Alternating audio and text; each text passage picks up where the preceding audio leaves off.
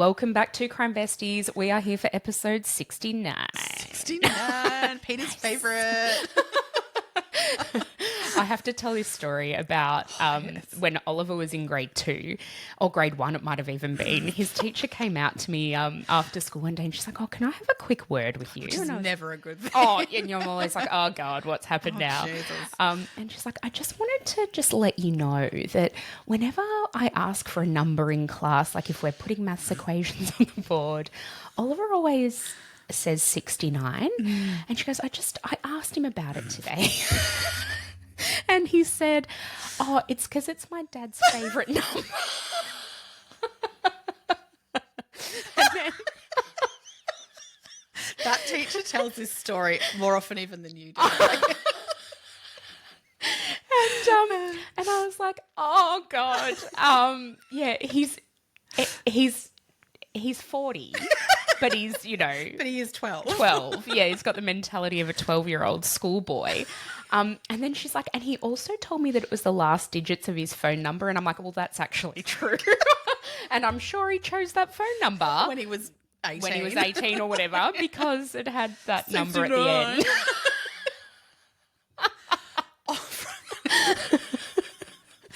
So I'm like, I came home. I was like, I mean, it was very funny, and she was quite tongue in cheek about it. Obviously, it was a bit of a laugh.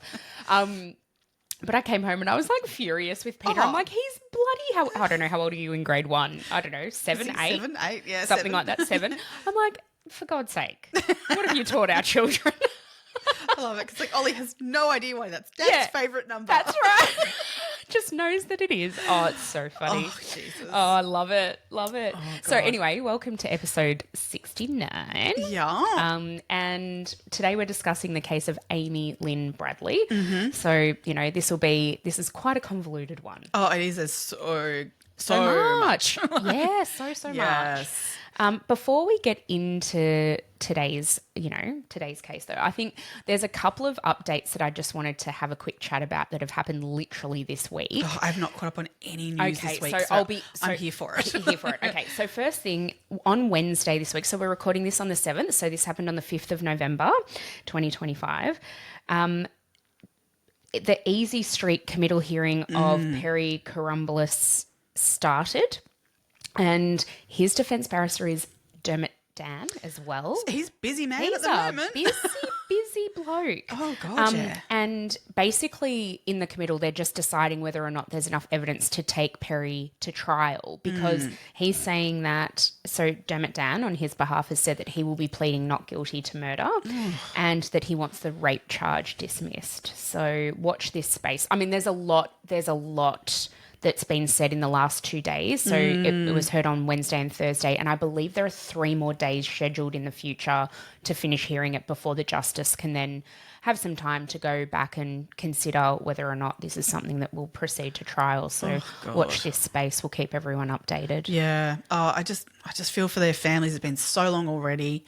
And now, if he did it, it just shits me that he's maybe going to drag this out and potentially. Well, he's already 77 or something like that, He's had lived many his whole years of life. freedom. Yeah. If he did this, Yeah. fuck you. Yeah. Fuck. What a piece of shit. But I know it's allegedly. Yeah. All very alleged at the moment. Mm-hmm. And then the other update is yesterday, none other than, this is just such timing. We've done it again. Tony Mockbell walked free from court yesterday because the charges on the drug charge that we talked about in last week's episode with Nicola Gobbo, that big drug charge that he was convicted for, they slashed the sentence to time already served. And the reasoning for that was it was his first conviction over drugs, believe it or not. Which seems crazy. Ridiculous. But yeah, it was. The fact that Nicola Gobbo was involved and also he sustained a head injury while he was in prison, so he got some time off for that as well. So, yeah. Interesting. I find really interesting too, like there was a comment that when we were at that True crime night recently about the fact that a local tavern had been investigated by because their amount of money going through their pokies had like tripled recently. And they were like, what's going on here? Like, doing a bit of money laundering, are we? Like, and we're very much looked into. And it turned out when they spoke to the venue, they said, oh, no, we've just got a new patron because he's out and of about. prison at the minute. And so, yeah, Tony Monkbell's been spending time at the pokies. It was to the tune of something like $300,000 or something. Like, it was a huge it was something like amount an of money. extra $80,000 a week or something. Yeah. That accumulated over a few weeks. That they were like, this isn't right. Yeah.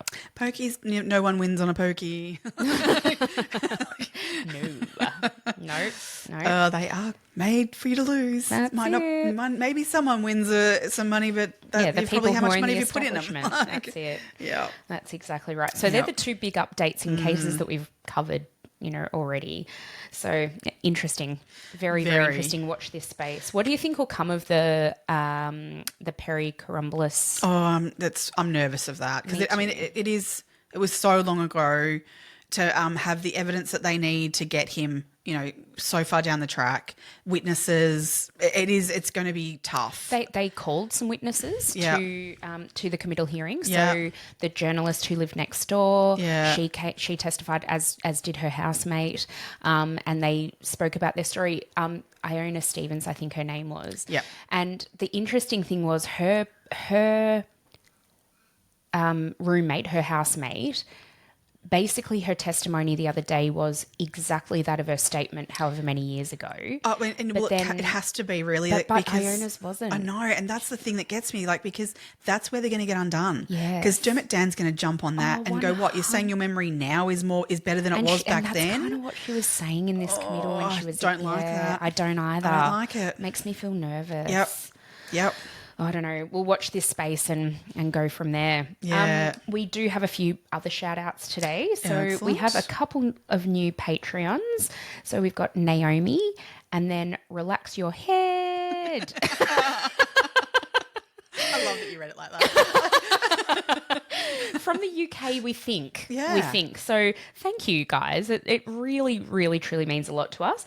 And then we had this beautiful Instagram DM from one of our very loyal listeners. I see her name come up all the time. Soph Victory. Yes. And she said she was really proud of us for reaching 200,000 listens. And it really warmed me. Yeah, It just made me so feel like, good. oh, that's so nice. And sort of acknowledging the fact that, we really put ourselves out there to start this and to see it really starting to gain some momentum. Yeah, I think we should be proud of ourselves. Absolutely. No, and I love that others feel the same way. Yes. Yes. So thanks, guys. Thank you, And Soph. then we also had Thermi_Farmer leave us another really nice DM. So thank you, everybody. As I said, even if you can share our podcast with one other person, that would be awesome. Thank you. Absolutely. No, thank you very much to all those people. That's it. Because our TikTok's died.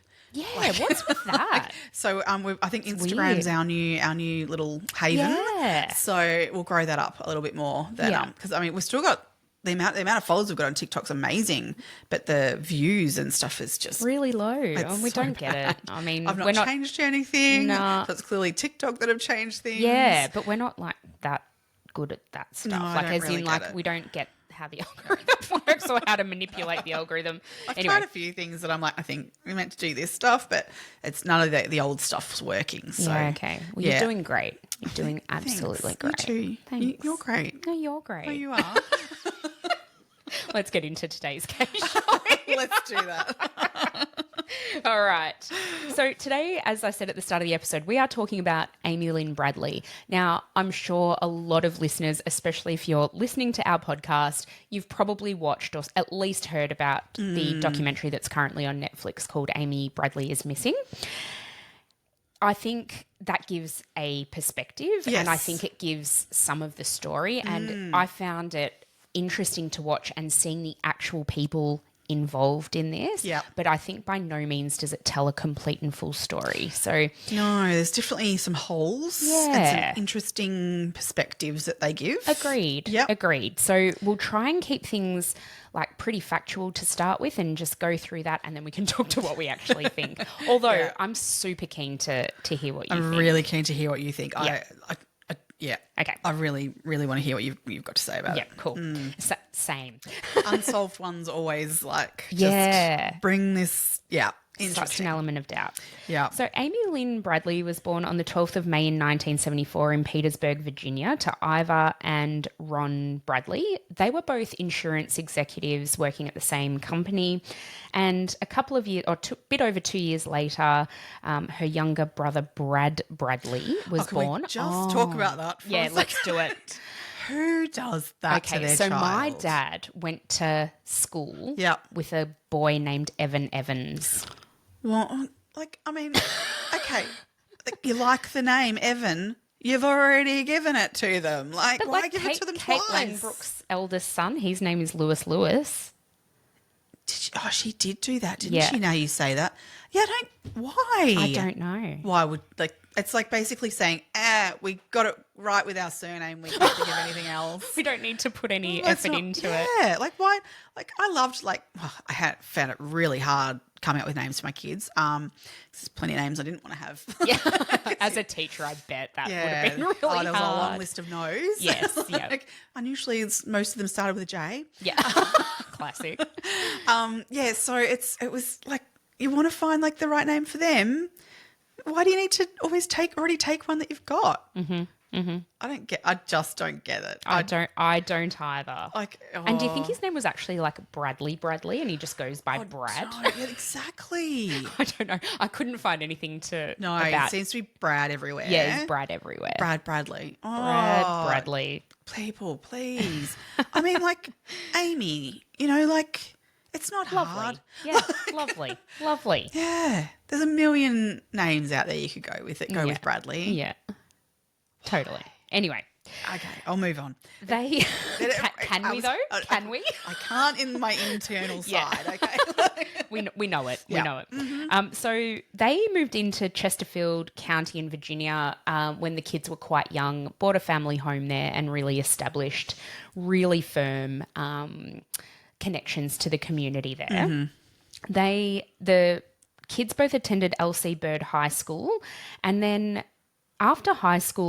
during high school, Amy was incredibly athletic. I think any sport she'd tried her hand at, she was proficient at. And she particularly excelled at basketball and swimming. So she was a swim teacher and a swim coach through the high school, and she was also a lifesaver at the local pool to earn a bit of extra money. And I think Brad might have even done the same. All right. When she went to Longwood University with a full scholarship in basketball, and she was actually the first student to attain a full athletic scholarship to that university. Oh, wow. So there were academic scholarships beforehand. Yeah. But it was the first time they'd had a sports scholarship. Okay. She studied sports psychology, I believe. Yeah. Yeah. But she didn't seem to go into that afterwards. So. Well, we're going to have to come to all this. So I think she was looking at doing a master's after she finished university and worked for a few years. But we can get to all of that. In fact, I can't wait to talk to you about all that a bit later. So this was in December of 1996 that she graduated, and she actually ended up having a couple of years of just working. I think she was doing some sports coaching and that kind of thing.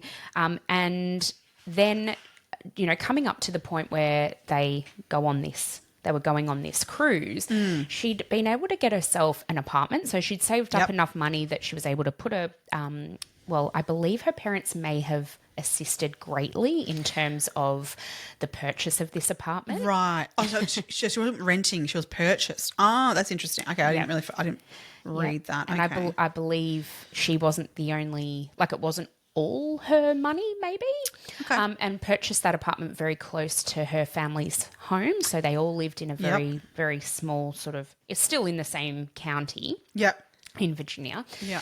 And because she was only working at a steakhouse. Yes. So I don't know that you know. I think she was working at a steakhouse at night and then during the day coaching kids. So she wasn't earning enough money to get a house deposit sort of stuff. And I don't believe it was full time. Yeah. Yeah. She was about to start a new job when she got back from the trip. She'd arranged That's right. Which sounded like more of a, I don't know, It was full-time role, that sort of stuff at a computer company. That her uncle owned. Oh. So again, we will get to this a bit later on because I find that a very interesting detail as well. Yeah. So, I guess Iva and Ron, look, the way that they are portrayed in a lot of things that I have watched and listened to is that they were an incredibly close family.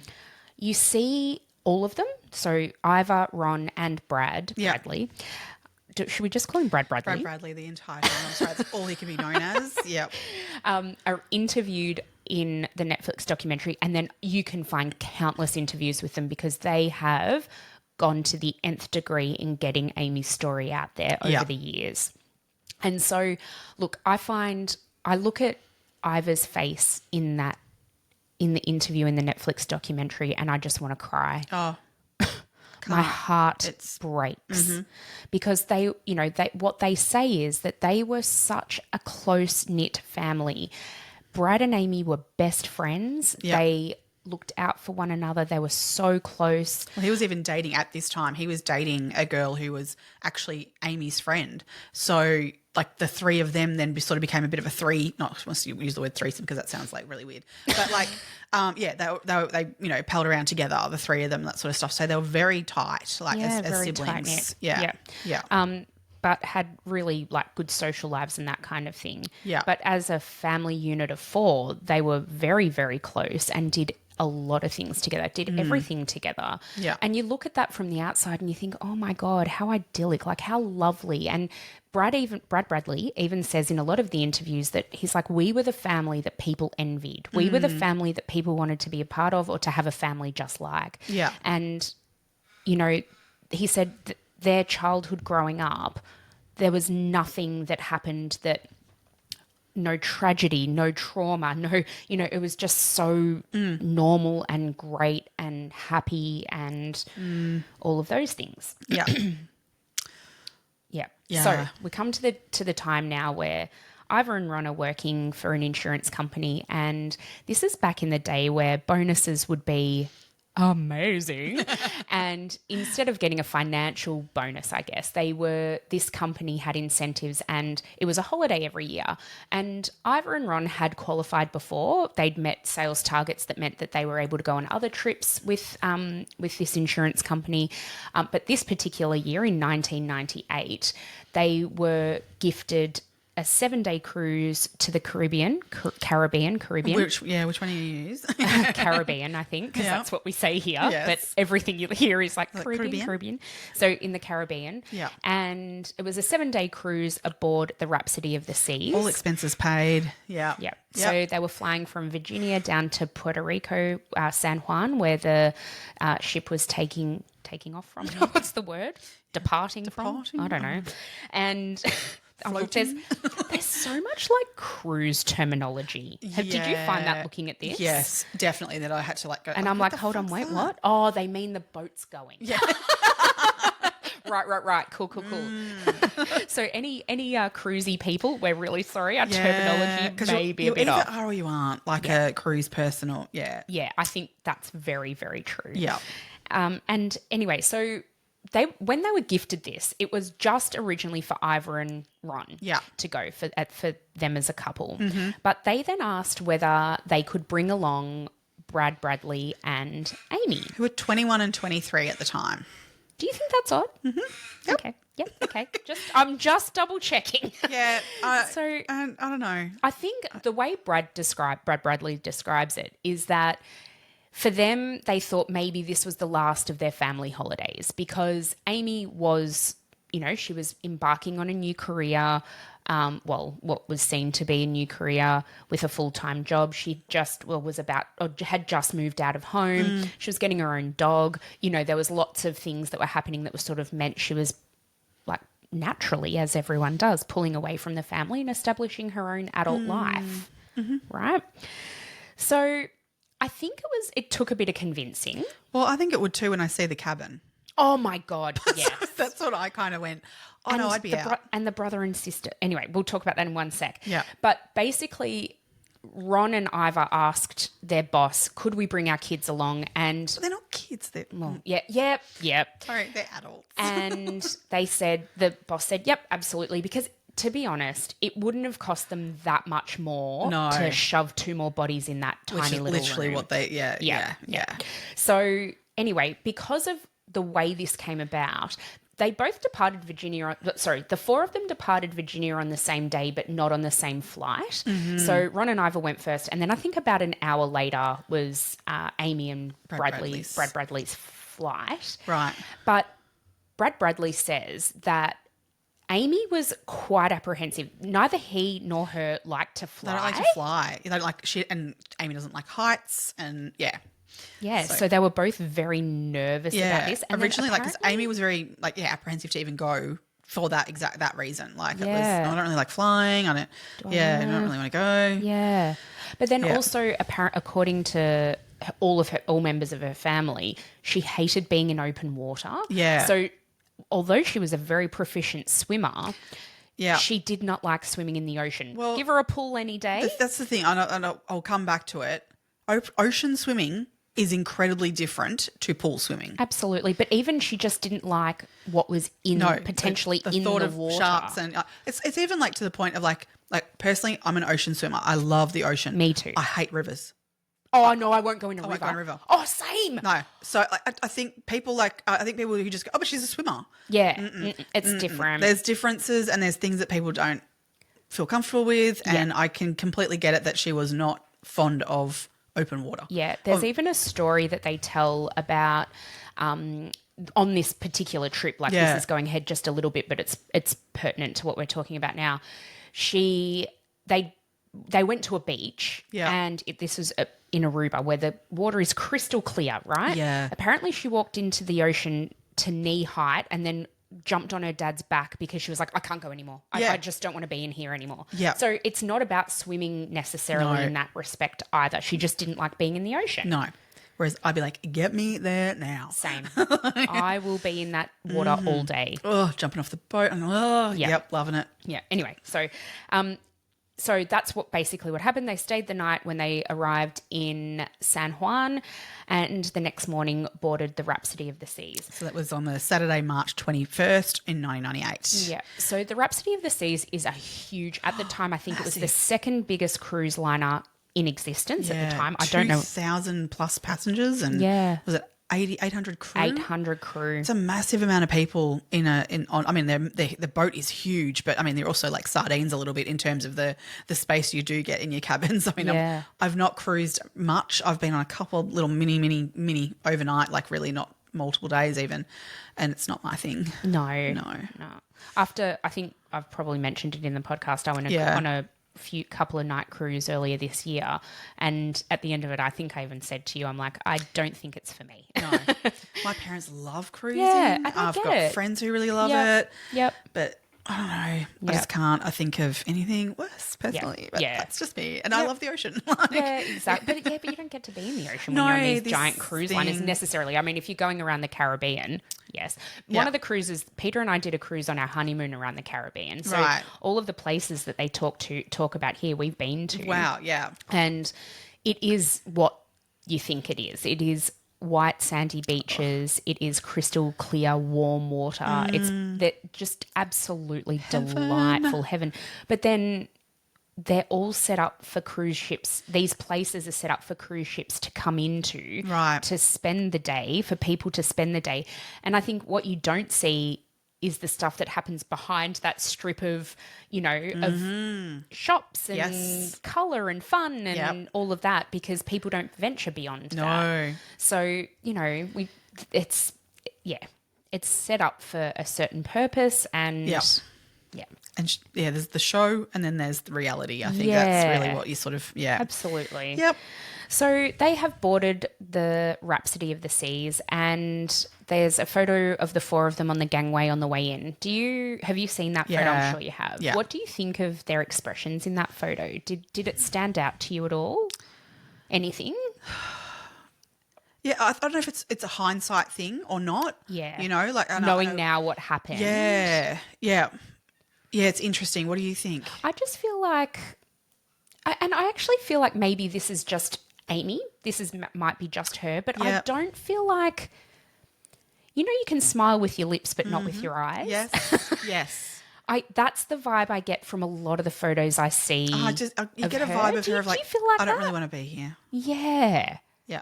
I mean, And when mum they are and dad delighted. very, very, very happy, and even Brad, like Brad Bradley even is like quite, eager and excited looking kind of thing. But I don't know. I do sort of think with Amy, like there's something. But is it like, and then I don't know, are we looking at it through a lens of, oh, well, yeah, we're looking for something? I don't know. I mean, God, I don't like a photo. Photos and like, oh God, I look like a bitch. So like, it's just maybe she doesn't photograph. And that's what I was well. thinking, because I'm like, or maybe like, you know how, and Peter is like this actually. He's like, I don't know how to smile in a photo. Like when it's a posed photo, like what do I do? Where do my arms is this go? a nice smile? Like, so maybe she was just awkward having a camera pointed at her face. Yeah. So just quickly, before they boarded the boat, the ship, Amy bought some postcards in Puerto Rico, sent them back to her friends with messages like, hey, we're here, we're about to board, we're so excited, I'll see you in a week. Yeah. And she also bought, I think it was like 12 rolls of camera film, because she was a bit of an amateur photographer and thought she'd be able to capture some really beautiful photos. She wanted to like put together like a coffee book for her new house that she was, going to be putting together, moving into a new house. And so she was like, I'll have a coffee book table, coffee table book. Oh my God. That she can put on there to like, be like, it was our holiday, which I think that's a lovely idea. And I think she'd also entered a photography competition too. I believe so. Yeah. Yeah. Oh man, back in the days when you had to buy rolls of film to do that. And then have them develop before you knew if they were any good. Oh yeah. You get that film and go, fingers crossed, was my thumb over the Yeah, everything's a bit overexposed or underexposed or whatever. Eyes are closed. Yeah. Yep. Oh God. Yeah. So anyway, they've boarded the Rhapsody of the Seas, and the first 2 nights were actually at sea. So they pushed off from port and spent 2 days just on the ship. And by all accounts, they made the most of those 2 days and took part in all of the activities that were offered on the ship. That's part of the stuff that I just literally cannot stand. To me too. I hear about this and I'm like, I would rather be in my room watching a movie. Yep. Or at Cocktail the bar. at the bar. Yeah.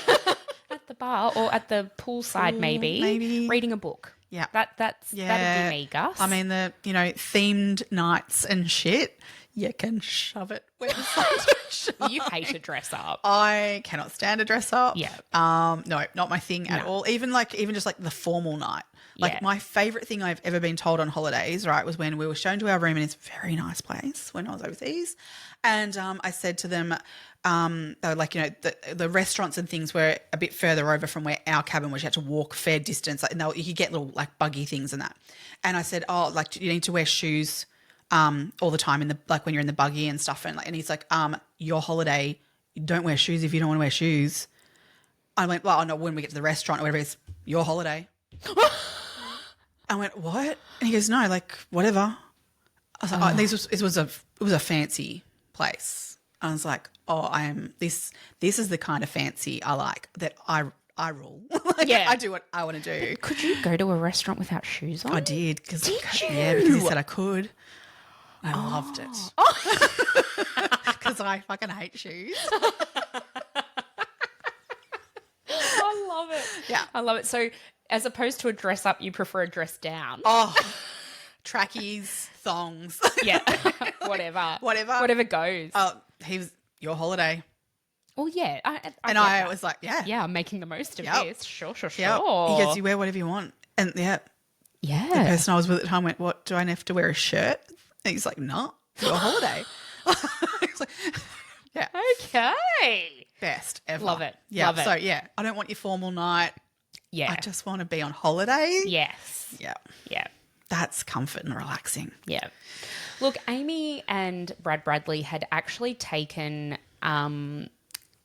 advantage of a lot of the offerings to the younger crowd. Although Not that there was much of a younger crowd. I was going to say that, although there weren't many of them, it did mean that they met most of the other young people on board. Exactly. It was kind of like beacons of light to each other of like, where are my people? Oh, you're under the age of 50. I'll go and strike up a conversation with you. Yeah. And according to family and even people from the cruise, Amy was really friendly. Yeah. She would go up and talk to people and make friends, and certainly wasn't one to sort of shy away from social interaction. As they say, unfortunately, like, people who light up a room, things don't, good things don't come to those people, do they? Yeah. Everyone always says those people who disappear or whatever get murdered, then, she lit up a room. So I will never light up a room, okay? I think that's just something people say. I know, but I think they genuinely meant it about her. Like, she sounded like she was someone who, and again, I have to say, just because someone does that in person doesn't mean there's a whole lot of stuff underneath. So I don't think we can take for granted that everything was fine because she could walk into a room and be overly social. That doesn't mean that's who you are at your core. But yes, according to everyone, she was someone who would arrive at a party and be center of attention at the party and and everyone else would have fun being with her. Yeah. So on this particular night, so this was, are we at the 23rd now? Yes. Yep. So the 23rd of March. Yeah. In 1998.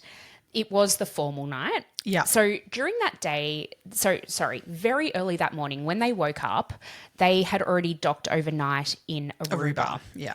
And the four of them got off the ship and they didn't actually have anything planned. On cruises you can book shore excursions and stuff like that. They hadn't done anything for Aruba in particular. So they ended up renting a car, and I think it's like one of those like a Jeep type thing that didn't have a roof or anything like that. Yeah. And they were just driving around Aruba. Now, we're talking pre-mobile phones or pre-satellite navigation on your mobile phones. Yeah.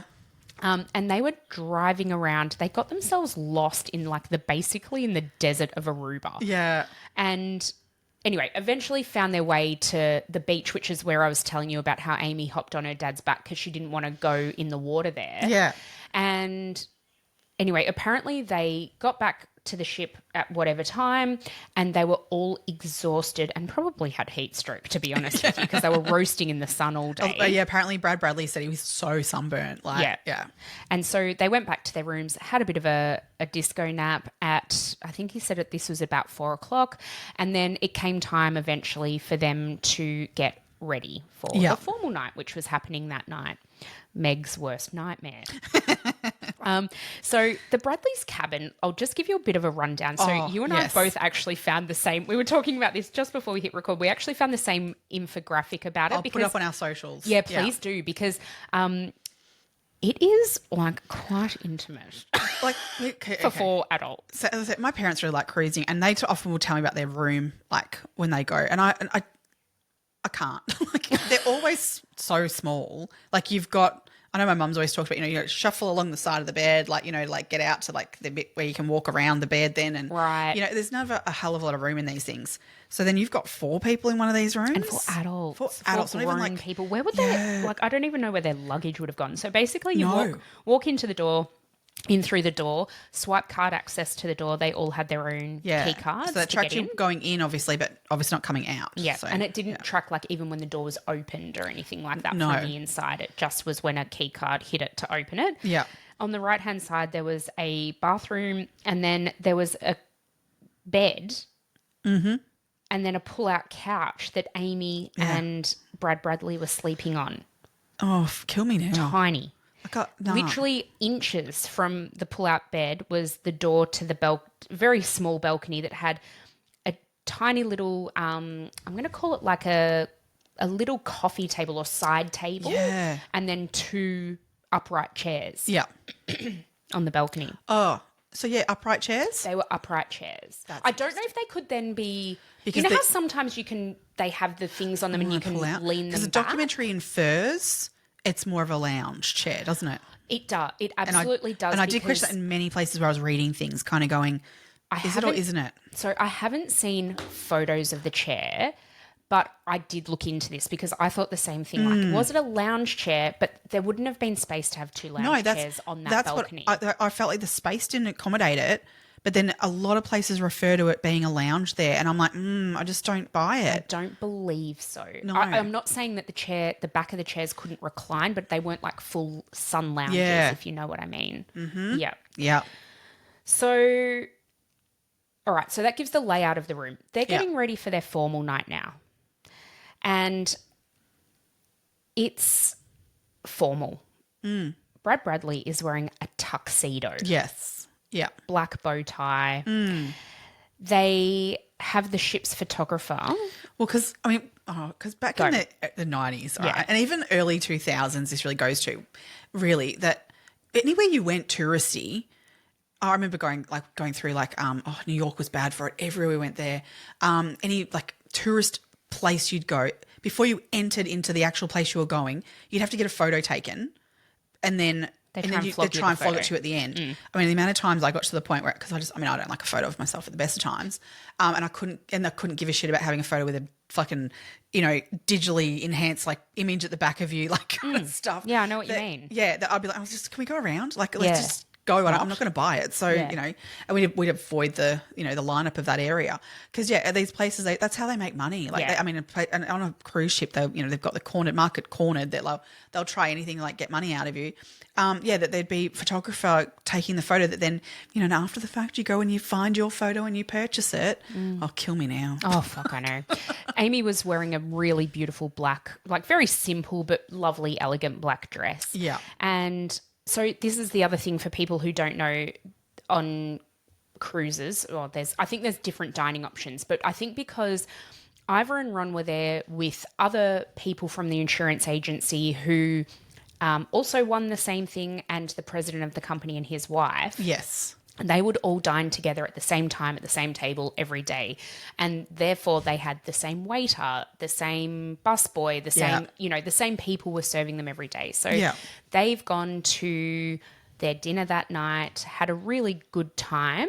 There was a joke around the table. So there was an incident, not an incident. There was during the day, this particular day, it must have been when they'd come back from being out and about in Aruba. A couple of the waiters were looking for Amy, and they found Amy's dad. Mm-hmm. And they said to him, "Oh, where's Amy? Where's Amy? We want to invite her to a club tonight." At Aruba, in Aruba. Aruba. So, off the ship. Yeah. That's exactly right. Yeah. So, and the dad was like, "Oh, I don't know if Amy will really want to do that, but I'll let her know." I think it was a note they handed him. Yeah. And to give to Amy to, invite her to this club. Oh, it's Carlos and Charlie. Sorry. I knew I had it written down somewhere. I'm scrapping through my notes. Yeah. Carlos and Charlie's. Now, this is the same bar that Natalie Holloway disappeared from in 2005. Yeah. So we'll do a case on Natalie Holloway at some point. Yes, but there's this case sort of... It just kind of gives you a bit of an idea of maybe it wasn't the nicest of places. Yeah. Who knows? But anyway, Amy... It could have been the place to go to. Yeah, you know what I mean? Might have been. Doesn't mean they're the nicest places, No, that's necessarily. True. Yeah, that's true. And Amy basically says, "Oh, look, I'm not to her dad. I'm not really interested. They're a bit sleazy." Yeah. And now, should we talk about Amy's past relationships at this point? Do you think? Well, yeah, there's a bit around that. So yeah. So Amy had come out to her parents and Brad Bradley. 1995. Yes, it was 3-ish years before the cruise. Yeah. And so it came out as being gay. And the family, they're a very Catholic family, especially Ivor. And they didn't really take it all that well. No. They sort of say, "Oh, no, of course we love her," and, and all these sorts of things. But you can sense a real... Ron's words were around it was we didn't want that for her, but we love Amy. Yeah. So I think there was a very much they just didn't really know what to do with that information, I feel.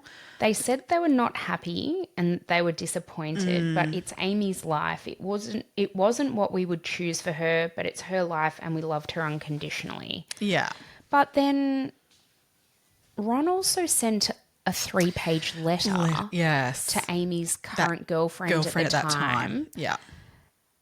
That basically outlined his disgust in the fact that they were in a relationship and how he thought that this girl had corrupted Amy. I feel interesting how he can do that and say that to her, to the girlfriend, but I feel like that's stuff he wanted to say to Amy, you know. Did he? Hey? Did he? I don't think he did. I think he said it to the girlfriend, right? To, you know, so that he didn't have to say it to Amy because I love Amy, so Amy's okay, but it's all this girlfriend's fault and putting it over there, right? It made it less, that's not my daughter that's created this or whatever, or I but think she'd had several girlfriends before she came, as in before she came out to absolutely her parents. yeah, so it wasn't her first relationship with a woman. And even the woman who received that letter has spoken, and she's on the documentary as well, but she has said that Amy was the one who was keen to come out to her parents, and I don't know that she had actually come out to her family yet. Okay. So she was a little bit more, because it was in the 90s and it wasn't as accepted as it is now to be able to do that. It's hard to imagine that would be such a thing, or that, I mean, I know to this day people families struggle have this reaction. Absolutely, but it's, I guess, thankfully it's less. I would hope so. I would hope so. I hope we get to a day where people don't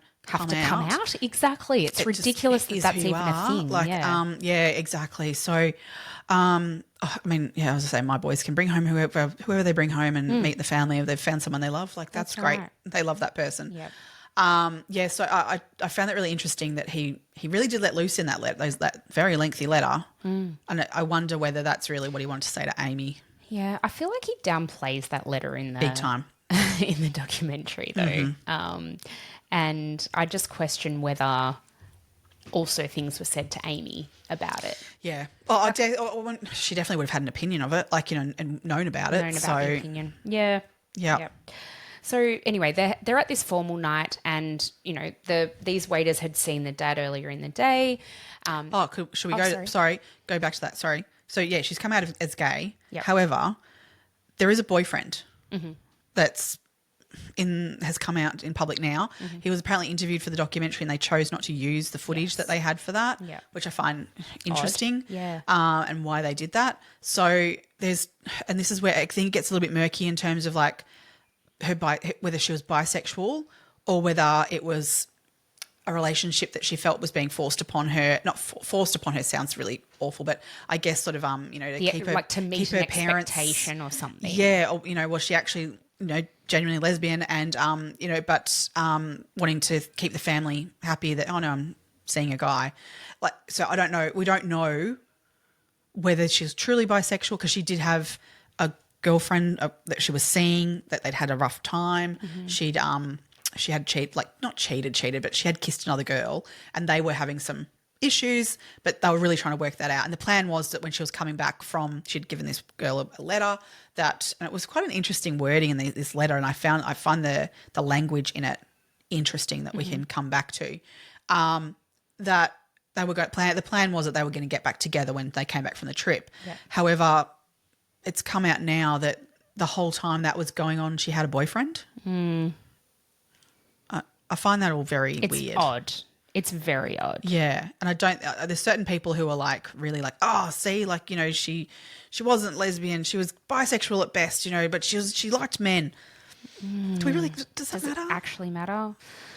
I look. And I feel for her, because I think that there's something in this that seems. I think so too. Yeah. I think so too. All right. So she's received these unwanted advances, I guess, from these waiters who had been looking after them for the first couple of days of the cruise. And even on the night of the formal night, the family and the people they were dining with were joking that if anyone needed anything, just get Amy to ask, because it'll come quicker and you'll probably get more of it or whatever. Yeah. Because she's certainly garnered the attention of people on the ship on the ship. Not to say, that she didn't deserve the attention, but that we did say there's not many young people on the ship. So, I mean, if there's someone who's more the age of the waiters, the waiting staff, and other people who work as crew on the ship, they're like, oh, Well, yeah, we've got one that's like, maybe possibly within our age bracket rather than, the 70-year-olds and stuff that they're keen to hang out with. Yeah. I'm not shocked at that at all. And I think, and she's an attractive girl. And That's right. Why not? They were interested. I get it. But at the same time, if advances weren't wanted, she certainly had her boundary and put it up. Yeah. So, as she should. All good. Did all the right things. Yeah. So when the formal dinner kind of finished, after that there was a party on the pool deck. Yes. And it was called like Under the Stars or something like this. See? Party Under the Stars. Like fucking worst nightmare. Oh, they played Limbo. at around this point, I think Bradley and Ron went back to the room to start changing, and I think Amy and her mum went up to the photo to find the photos of them. Yeah.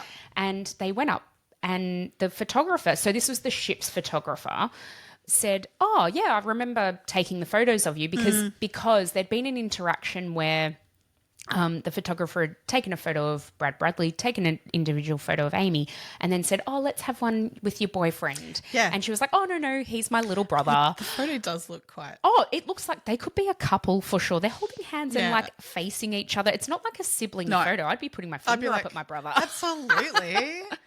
Fucking touch me. Formal wear notwithstanding. Like, yeah. So anyway, that Ivor and Amy have gone up to find the photos, and as I said, the photographer was like, yeah, I remember taking the photos of you. I've just developed them. They're here somewhere. And they go to where the photos were laid out, and the photos of Amy and of the rest of the family were all missing. And he's like, that's weird, because he remembered printing them out. He remembered laying them out, and now they're not there. Like within half an hour or something. Like it wasn't a huge amount of time. I don't know how much I'd buy that. Yep. Oh, this is their story, right? That's the parents' story. story. That is not. They haven't no one's spoken to the photographer who has said that's what I said to the family. No. Because if you think about it, it's 2,000 plus guests on this ship. Can I just say though, Ivor has the receipt where she asked for the photos to be reprinted. Yeah. I'm not saying she couldn't find them and Oh, that they weren't right. there. I just question whether like there's validity to like, had they been printed already or had they not? Or had they been taken by someone else? Like, really, did the person at the shop there like go, I don't know. I just think there's 2,000 people on that ship. Yep. And photos of, 90% of them, like, and that they're dealing with. Are you going to remember putting those specific photos on the shelf and being like, oh, they were there a second ago? Like, I don't know how much I buy into that. Okay. Yeah. Okay. I'm sort of a bit like, be plonking them out on that shelf and not really paying attention. You've been seen 2,000 last week when they had another 2,000 on the ship. I don't know. Yeah. Yeah, I get that. But this photographer had not long taken the photos of them. Yeah. But still, it's a lot of photos. Yeah. But it wouldn't have been 2,000 people in one go.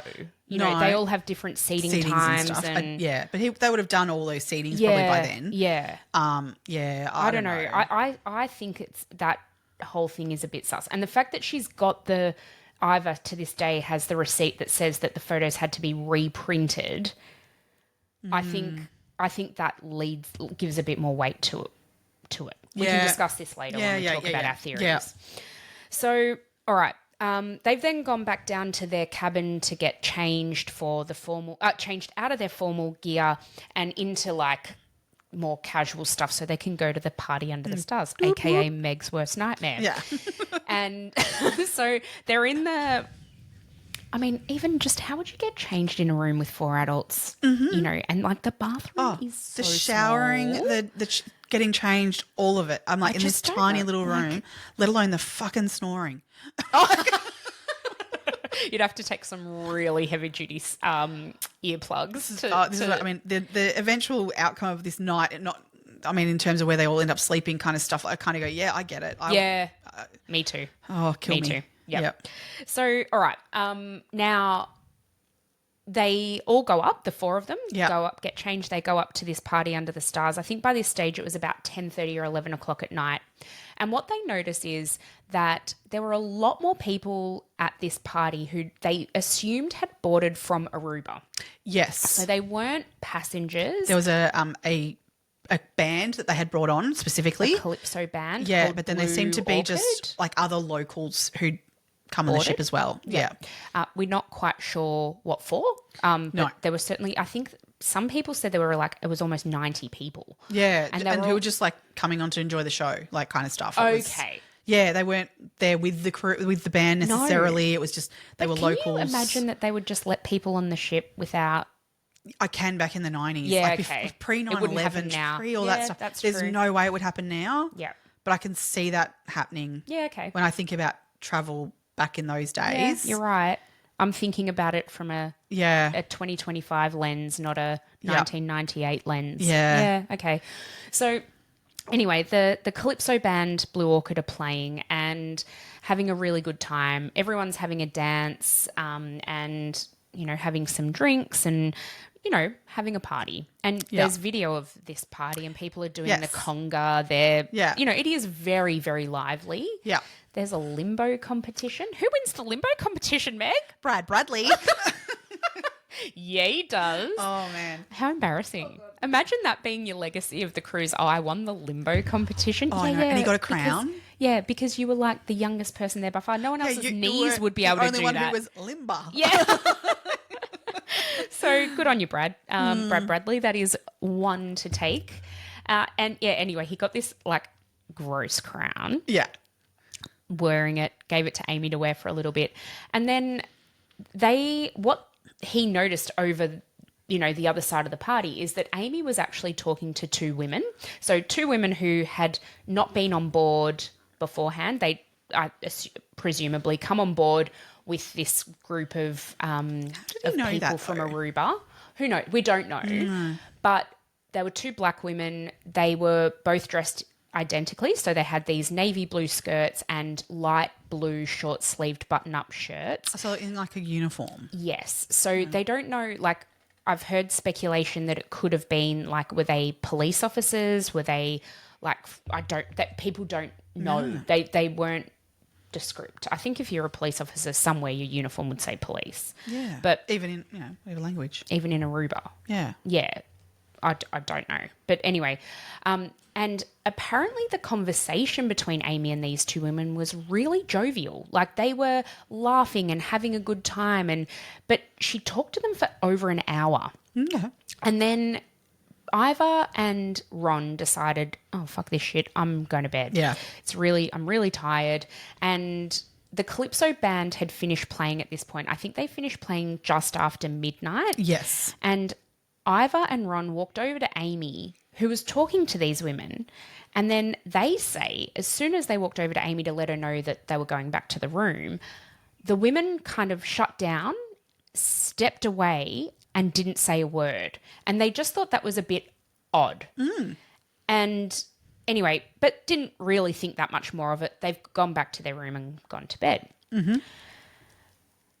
Brad Bradley and Amy continue the night. There's a nightclub on the ship that's on the top level, I believe.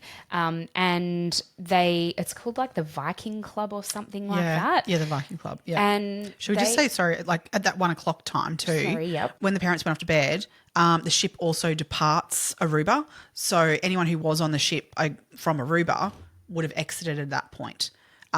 Should have, whatever. Yeah. So there was like a midnight buffet that sort of people went to from that party. And then, about 1 a.m., the ship departed Aruba to head toward Curacao. The other thing that I think is probably worth noting as well is that all crew had to be back in there, unless they were working, had to be back in their crew quarters by 1 a.m. as well. That was mandated by the ship. Yeah. So I'm talking the Calypso band and all of that. So Yep. they finished playing at 12 o'clock. They've then got about an hour to go and have a drink, do what they wanted to do before the curfew sort of was implicated. Oh, you mean the Blue Orchid? Blue Orchid. That's what I meant. What did I say? The Calypso band, because they would have exited the boat. Okay. I thought they were the same thing. No, sorry. No, so the Calypso group who'd come on from Aruba. Oh, okay. But the ship's band was the Blue Orchid. Okay. All right. Yeah. Sorry. I got myself mixed up. Yeah. They've gone... So everyone's kind of then departed from this deck into the Viking where... It's a 24-hour nightclub, isn't it? No, it closed at 3 a.m. I've seen it written everywhere that it was a 24-hour nightclub. But somewhere else I saw that it closed at 3 o'clock. Must so reopen pretty early in the morning, though. Or maybe it is 24-hour and just people read left multiple at 3 places o'clock. it was 24 hours. Yeah, same. Yeah. But then I think Brad Bradley says that it closed at 3. I've heard him say it in an interview that it was a 24-hour. Oh, okay. All right. Yeah, I'm maybe pretty sure. I've heard something that wasn't quite right. I mean, yeah. 24-hour nightclub? Is that what we need? Well, there's one in Melbourne. I've been there a few times. At 3:30 in the morning? Well, that's the only time you'd go to a 24-hour nightclub. Oh, no. There are people there in the middle of the afternoon, which... Oh, weird. Yeah. Anyway, so what they also... Sorry, just going back before they go to the nightclub... Amy is also seen talking to a member of the Blue Orchid band called Alistair Douglas. He went by the nickname Yellow because apparently at some point he had yellow hair. Yeah. Okay. They were seen chatting after the set and then they've all gone up to the Viking. Amy orders a beer there. We know that for sure because she ordered it on her card, a light beer. She was, according to, where did I write this quote? There's a quote about that Brad Bradley says, she was a Miller Lite and Marlboro Lights kind of a gal. Okay. Okay. He did say that she could hold her drink more than he could, but wouldn't consider them drinkers. Yeah. They're not heavy drinkers, but she could definitely drink a few more than he could. But if you're ordering light beer. Light beers, I mean, this is it. You could probably drink them most of the night and not really get too... Yeah. So now we're at the Viking Club and they're all having a bit of a dance. The other thing we haven't mentioned yet as well is that there was actually another film crew on the ship at the time. Yeah. And they were a private film crew that were hired by another company who was there on an incentive trip for their employees. Mm-hmm. And this private film crew were hired to take footage of the employees and then put together a video presentation at the end of the cruise to show everyone how much of a great time everyone had and, I guess make the most of this. Yeah. So this private crew were going around filming random bits and pieces throughout the entire 7-day period and going back, editing things in their room and whatever. And so they were actually at the Viking Club that night or that very early morning and they caught footage of Amy on the dance floor dancing with Yellow. Yeah. And they're having a good old boogie. I mean, it's... If Amy had never gone missing, we would never have had to have seen that footage and no one would need to be any the wiser. No. But the whole world has now seen that footage and you just think, oh, God, 90s, I just hope I never go missing. 90s. No, don't ever film me dancing. Yeah. Anyway, and it's kind of hard because you can't really hear the music in the footage either. So it's like when you see movies being made and without the sound. Put to it yet. Put to it yet. And So everyone's funny. just dancing to nothing. You have no beat. Yeah, that's exactly right. Or trying to keep different timings. Yeah. So Amy's seen dancing with Yellow and then later on she's seen dancing with someone else in the footage as well. According to Brad, he feels like he needs a bit of fresh air and he goes outside to the pool deck, which is just, I think, not even the pool deck, sorry, just a deck, which is just outside of the nightclub. Yeah.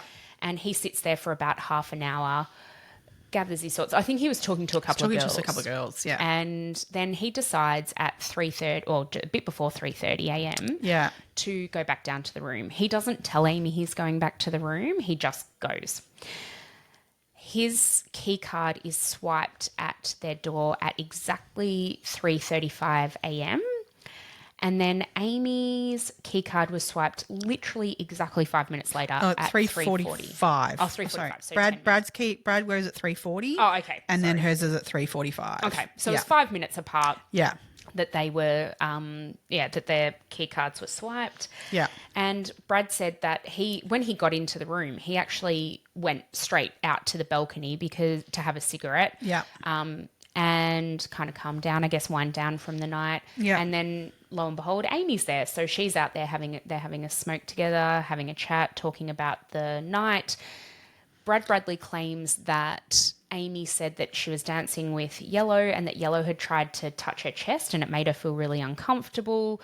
But she wasn't distressed by it. She was just kind of telling him, it was like a bit creepy and I didn't really like it. Yeah. Brad sort of his opinion of sort of like how it was said was that it was just a passing comment of like, oh, this happened, like kind of thing. And neither of them, he said he was a very protective brother, but it didnn't give him the, I need to go and, speak to this guy. Can you imagine looking at Brad Bradley? Looking at Yellow and looking at Brad? I don't know that would have gone down. No, very well but he anyway. was definitely like, he goes, I didn't think anything of it. That if it just of it, she had handled it, like kind of thing, like and it was dealt I think with. she could handle her own. Like, yes, I did get that sense from listening to like even her friends.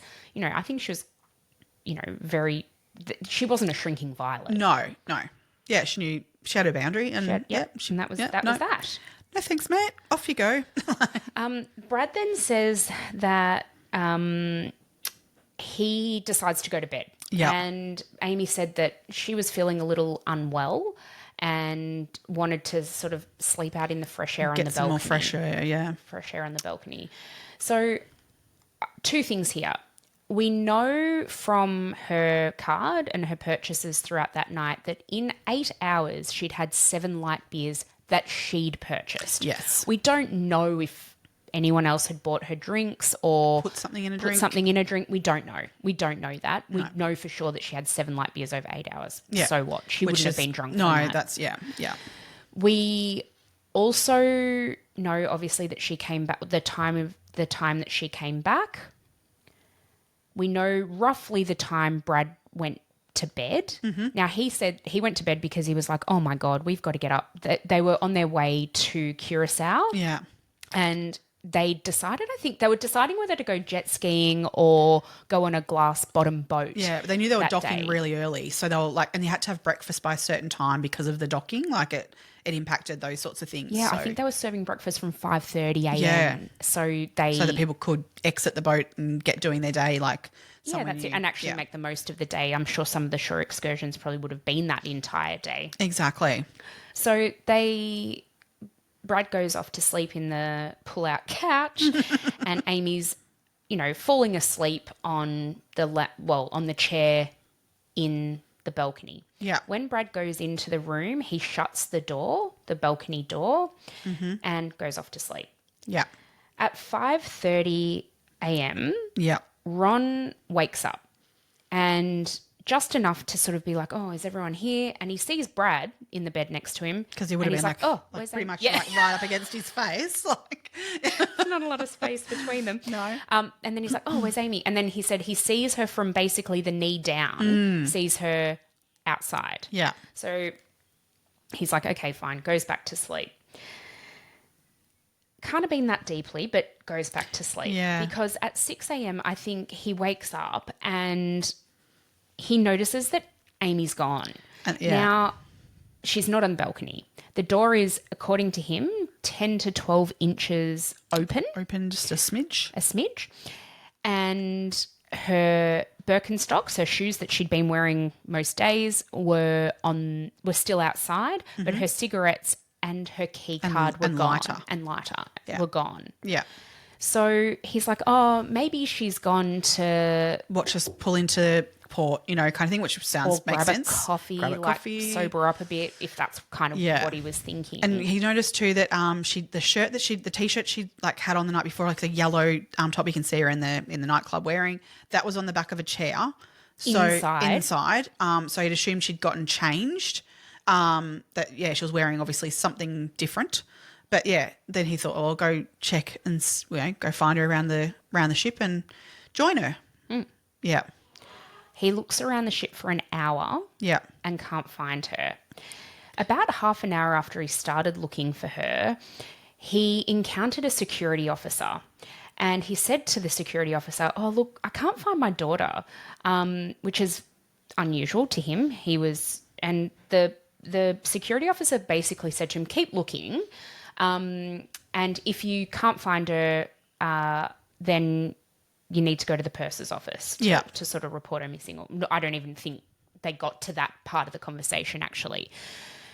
Ron keeps then looking for about a half an hour more, and then he's like, holy fuck, panic stations. I can't find her. I'm going to go back to the room. I guess he probably went, oh, maybe she's gone back to the room and we've missed each other somewhere. Yeah. He goes back and he wakes Ivor up. So he goes back. She's not there.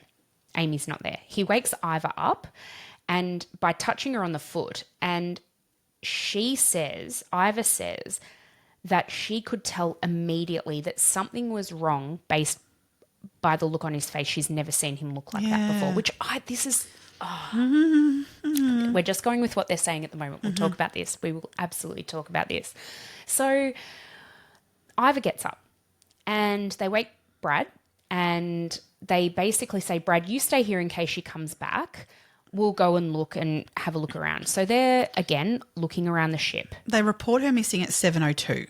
So when they report her missing, though, and I kind of get this, they report her missing and they say our daughter, 23 years old, is missing. And they're like, oh, yep. Just keep looking? Maybe keep looking. And they actually say to them then as well, look for another half an hour. If she's still not back, come back and we'll notify whoever the head of security is. Yeah. They do that. They come back. Because they sort of said, we don't want to put out an announcement at this hour of the morning. Like, people are still sleeping. And any announcement they were going to put out was going to go into the rooms as well as the general, areas, the common areas. So I can understand that a little bit. I can, especially for a grown adult. You're not looking for a child. If it was a 7-year-old, Yep. absolutely. Yeah. But they were sort of like, she's probably just, at a different bar, or I can understand this thinking entirely. Me too. So they were like, just keep looking, come back to us later, but we don't want to do a call out just yet and alarm people who are in bed still. Yeah. And the ship was pulling into Curacao at this time. So I think 7:20 the ship actually docks. Yeah, they actually. 6 a.m. they docked. Yeah. Yes. Yeah, so they do pop the gangway down and I think they open the doors at about 7:20. 7:20 they open the door. So we're talking, they've reported her missing at 7:02, being told, just keep looking, we're not putting out an announcement. And so they're sort of basically, they're already really saying, but we need to stop people getting off the ship, which I find that. I find that odd too. Yeah. They're like, you can't open the doors, you can't let people out, you've got to put out an announcement. In hindsight, yes, I understand it. Yep. But that's knowing what we know now. They didn't know any get of it, that. but they didn't know that. Yeah. So I can understand the ship in their take on it at Me the time, too. going, we need to let people do their holiday. Yeah. You need to find your daughter. Yeah. There's no urgency from the ship's behalf at this point in that. Yeah. And they're like, oh, well, we're going to open the gangways and let people out. But they're already Ron and Ivor are like, no, you need to keep everyone here and we need to find her. And, yes, I do find that interesting. I find that really interesting too. At this point, they've also said to Brad, you need to look around the ship as well. Yeah. He goes to the deck, I think it was deck 2, where passengers are departing. Yeah. And he actually goes to the other side of the ship where it's like the sea side. So Yes. not where the gangway is, but the other side of the ship. And what he sees is a big, massive open area of the ship where they're taking off rubbish and taking off whatever, sheets and towels and stuff to be laundered and bringing on fresh food and whatever else is needed to replace that, probably fresh linens and stuff. He finds that to him, this is a very important thing that he has witnessed. We will again get to that when we discuss the theories around what's happened. Yeah. But what I think is bizarre is if Ron and Ivor are so adamant for people not to be getting off the ship, if that were me and I had that sentiment and I felt that strongly, I would go and stand on that gangway and look at every single person who got off, because there's one exit point. Was there only one exit One, point? Because that's what I was going to say. Even if there was 3, there's 3 of you, each of you go and stand at an exit point. I was like, how many exits could there have been? There was one. So yeah, one even. 3 of you, plant yourselves one either side of that, just watch everyone exit. Yep. But I do understand there was obviously other places where She could have crew, been. but where crew yes. were obviously doing things with people from Curacao in terms of maintenance of the ship, things as you were just saying. And there was definitely people who were crew or not crew entering and exiting that ship at that point in time. Because another aspect of this is that we can talk a little bit about is the fact that in this time frame, passports weren't really looked at closely, and all those sorts of things that people were able to, like, this boat wasn't considered to be another country as such. Like, they would just come and go off that ship. It was very easy for people to do that. Yeah. So I know by the time I went on my cruise to the Caribbean, which was in 2012. Yeah.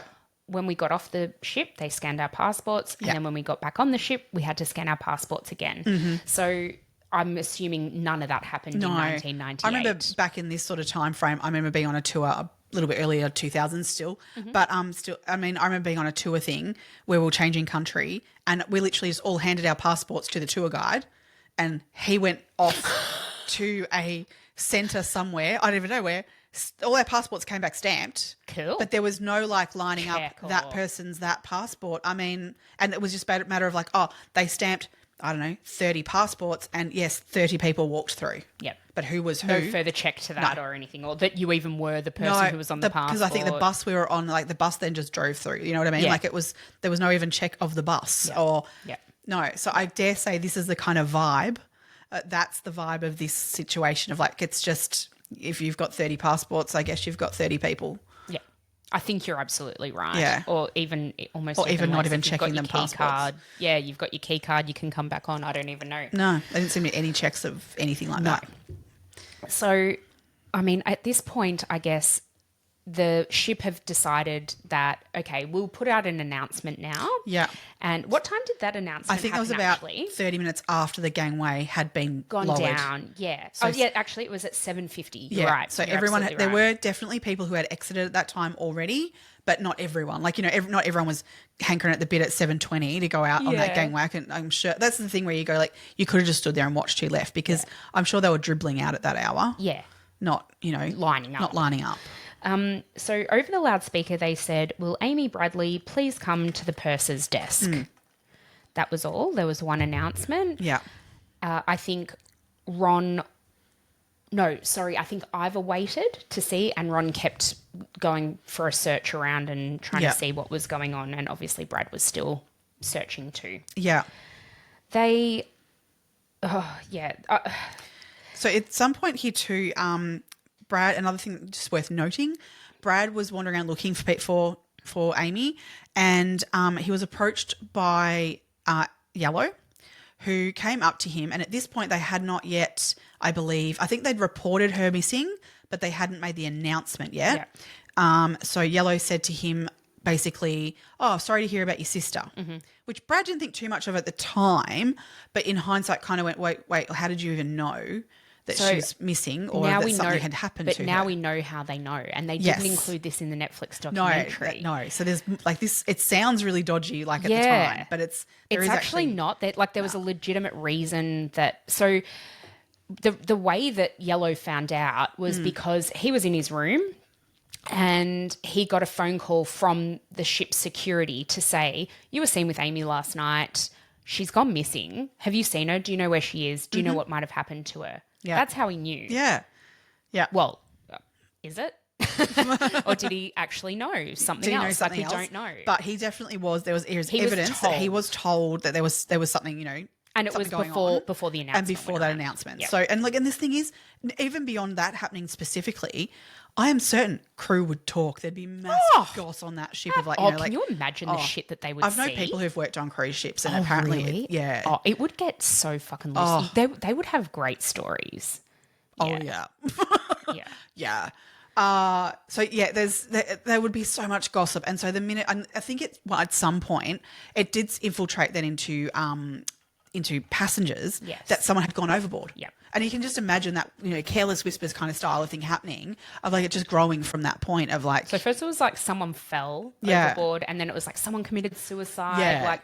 So careless whispers. And this all stemmed from someone's gone missing. Yeah. So yeah, it really has just grown. And you can imagine that going on the ship, and it's spreading pretty quickly. Yeah. That there's, without even them making an announcement, that something would, just spread like that. Yeah, absolutely. Absolutely. I think it's also just really quickly noting as well, because looking through this with a 2025 lens, there was no CCTV footage. So it's not like they could be looking at the security. I mean, now I'm sure every common area of a ship is covered by Probably CCTV. like, you'll be able to move without being on video, on camera Yeah. somewhere. Whereas, at this point in time, there were cameras, but very few. Very few. Very, and very none few. of them captured Amy. No, Or, nothing. It's just- certainly not after the time in which they were looking for her. No. So the only cameras were like those ones that we spoke about from the videographer that was there that we've got footage of, but like any other camera on the ship didn't pick her up. No. No. All right. So Amy is still missing, and her parents are incredibly panicked. The ship offer to do what they call a Charlie drill.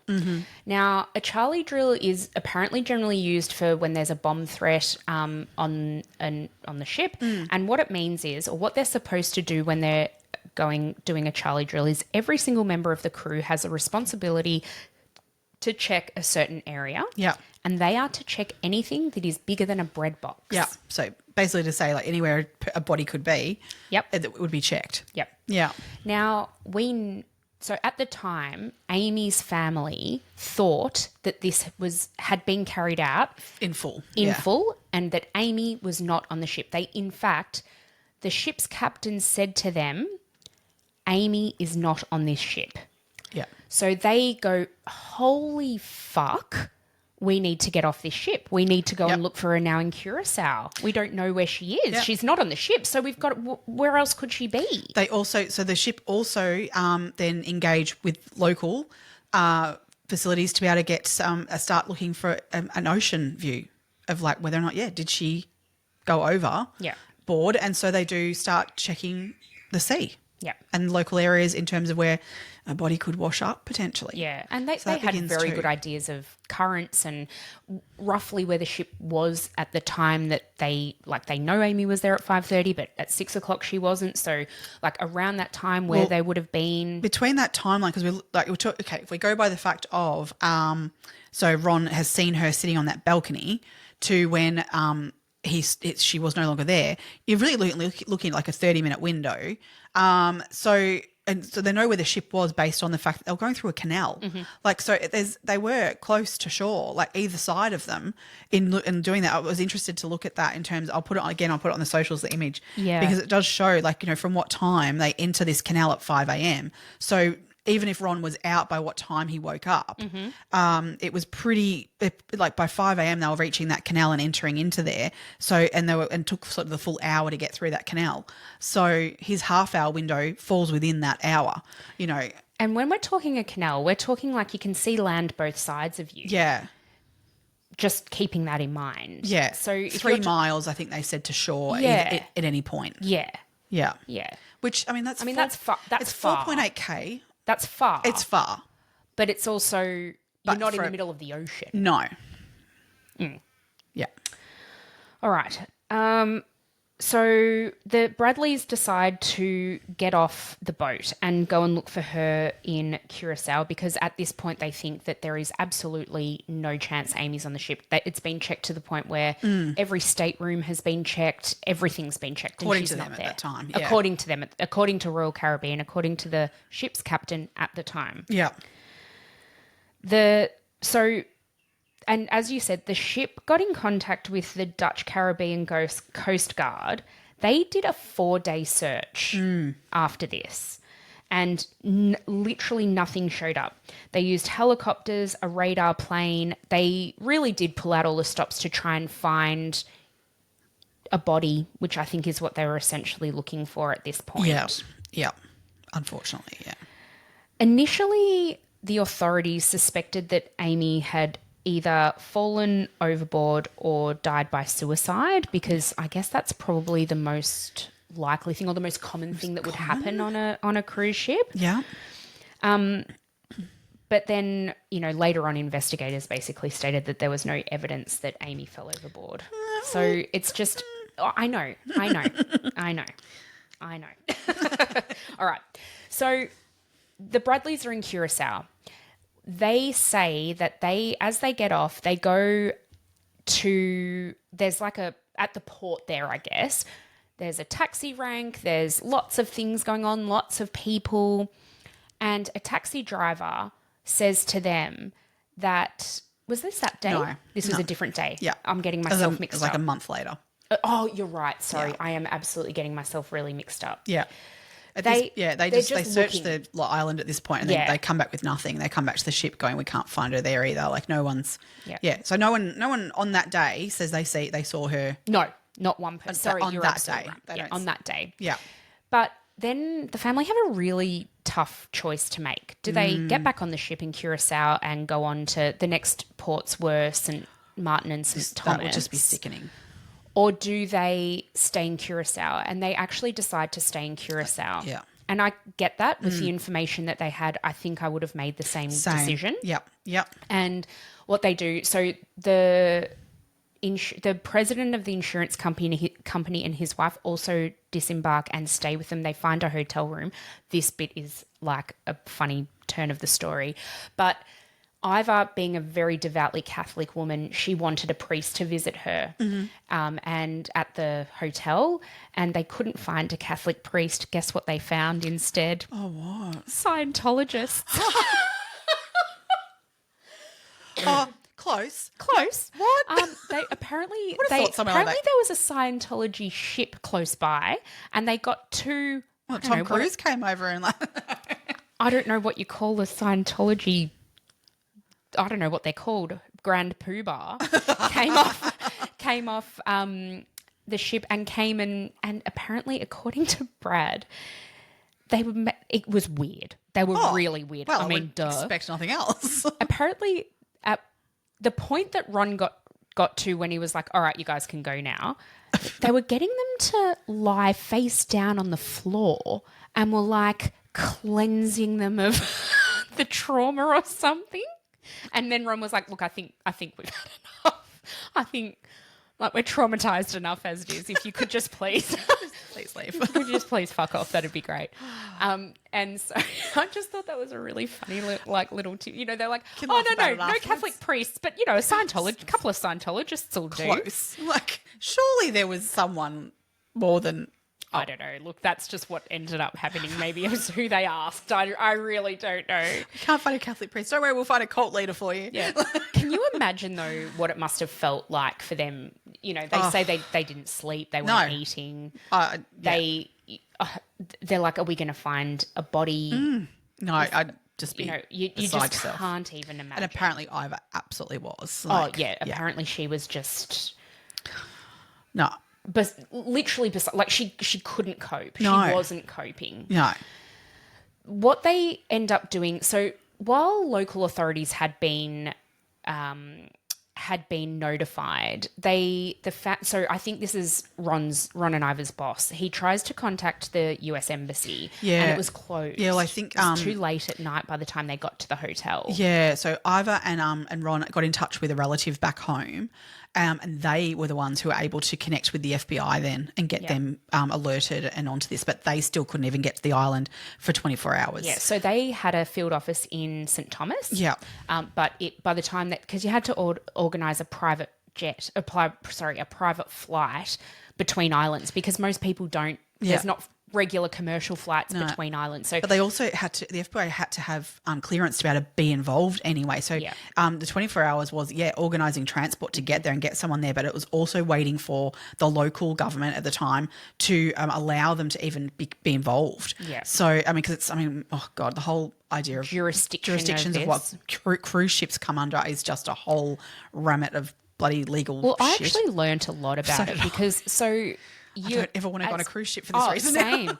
So when you're docked and within 3 miles of land, you fall under that country's jurisdiction. I think it's 12 nautical miles of land. You're in that country's jurisdiction. Okay? Yeah, I think it's as close, like as far as that even. Okay. But once you're out in open sea, you are actually under maritime law and also the flag of the ship that you're on.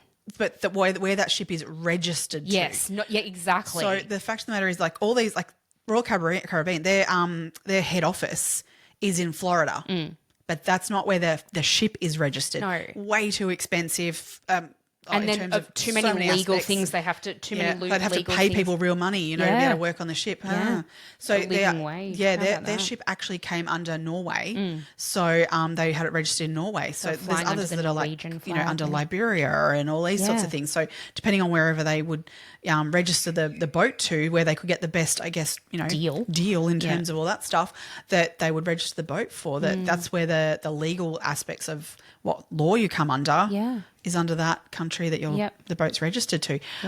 Totally, yeah. I mean, and people don't understand all this stuff, I don't think, before they go cruising. No. I mean, you don't think you have to, I guess, but you should be more aware of those things because you're not like, as an Australian, walking onto necessarily a cruise ship going, you know, like, it's okay, the Australian government will take part. Australian you know? citizen or an American citizen. No. Yeah, I'm fine, but because that's not the law you're in, like, at all. Not necessarily anyway. No. That the FBI do get permission to board the ship. And so what they do is they come to Curacao, they interview Ron and Ivor and Bradley all together first, then they separate them, interview them separately. Should do that first, separate them first. You would have thought so. But then... Well, I mean, I guess how much time's passed anyway of separating them now? What's the difference? Probably. Yeah. And also, like, you know, Ivor was so distressed, and I guess they wanted to get a rough idea of what was going on before they then, I guess, drilled down. Yeah. They then decide to go and meet the ship at St. Martin, I believe, and they actually arrive before the ship gets there. Yes. And so they've got a bit of time there to sort of figure out their game plan, I think, and try and figure out, especially the FBI, like, what's their tact? Where are they going with this? What are they going to try and do? I can't even imagine how it would have felt for the family to have left Curacao, where they thought at this point Amy must have been because she wasn't on the ship. Yeah. They get back. So anyway, they end up boarding the ship in St. Martin. You're hoping that ship arrived and the gang came down and then, like, Amy was standing there, wouldn't you? Like, Fuck. God. Oh, my God, yes. But no, that didn't happen. The FBI board the ship and they start to figure out exactly what's gone on, establish a little bit of a timeline as much as possible, and find a whole heap of stuff that wasn't done properly. That's for damn sure, though. Like, I mean, I think their room had been cleaned. Yes. They hadn't been on the ship for 2 or 3 nights at this point. Yeah, maybe 2. Yeah, so their room had actually just been cleaned, which, the cleaner had come in. But not only that, like many other rooms that potentially had been cleaned, those sorts of areas. All the common spaces. All the common areas, all those things. Yep. Anywhere that could have been a potential crime scene or a potential area of interest. Yeah. Gone. But also that the search that the crew had done, that they promised the family they had done the full search, the FBI very quickly found out that had not been done correctly, and that only the common areas, the bathrooms, the rooms and bathrooms had been, not even rooms. No, her room. I think they looked, like, obviously, but they hadn't looked in other rooms. They just looked in, like, public areas, bathrooms. public bathrooms, all the common areas basically of the ship had been checked. Come the fuck on. Oh my God, like if someone's, has, which awful, but hidden a body, say, sort of stuff, what, they're going to put it in a common area? So, the videographer, Chris, what's his name? Chris something or other. He says, Lawson, whatever. He says that he was in his stateroom for basically that entire time, right? And he said he had over 30 cases of film equipment big enough to put a body in. Yeah. No one ever checked them. No. That's crazy. So I think, that says it all, doesn't it? Yeah. He was in his room. He knows that it never got checked. Let alone laundry carts and things like that. And that's it. Those sorts of places where things could have been hidden very easily. Yeah. That's it. Yeah. So fucking honestly, like, I think don't say you've done something you haven't done, because then people act on that thinking that things are one way and they're not. Yeah. And her family made decisions based off that. Exactly. Yeah. With the information they got, as you say, they made the right decision. Yep, agreed. But I would have done exactly if the information was, if I'd known that ship hadn't been searched entirely, a different decision might have been made. So for sure. Yeah. Oh God, awful. But yeah, I mean, the FBI, they couldn't do much then on the ship basically because the room itself, as I say, had been cleaned. So they did do their own search and more, a lot more thorough. They did find a few interesting things, I guess, but nothing of, major note. They found that, obviously her shoes were where they, were there. That's where they had been left. And they found that, there were some marks on the railing that would suggest somebody had sat there on the railing. But that's really about all they found in the room. Kind of hard to say, but yeah, marks on the railing. I mean, yeah. So one of the theories, and I think this is the theory the family are 100%. Yeah, they seem to be very much on this path, is that there's known human and sex trafficking networks in Curacao and Aruba, particularly in the 90s. I was going to say, especially in the 90s. Yeah. So this was something that was known, but again, interesting. Cruise ships, you think. Now, knowing what we know now in terms of the lawlessness of them, the security on the ship are basically they're lawless judge, jury, and themselves. executioner. Yeah, that's it. Yeah. So, people are quite vulnerable when they're on a cruise ship, aren't they? Really? Yeah. And if you think like Amy was drunk, was there anything else in her system? We don't know.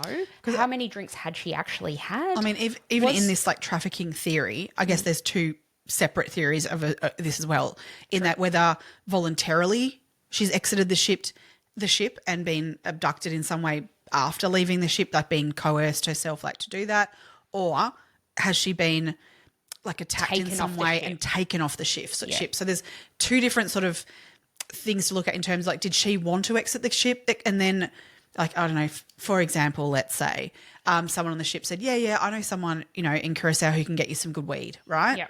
Oh, sweet, I'll meet you and we'll go and get it. Yeah. And then when she's gone and done that off the ship early hours of that morning, something bad's happened beyond there. Yeah. Or is there the idea that someone on the ship targeted her and was like, this is the one we want, we're going to take her, and spiked her drink, lured her somewhere and incapacitated her in some way and physically removed her from the ship in some other way. Yeah.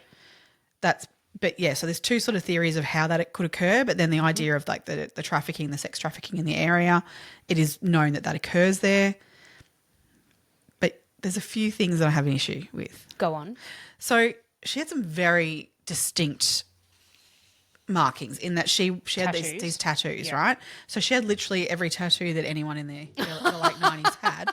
So except for the Looney Tunes. Oh no, yeah, that was. You reckon? Oh, definitely, yeah. I know Looney Tunes was massive in huge. the 90s. Yeah. Especially, around that time would have been like Space Jam. Yeah, actually, that's true. Yeah. She had like a Tasmanian devil spinning a basketball, which was a basketball player herself.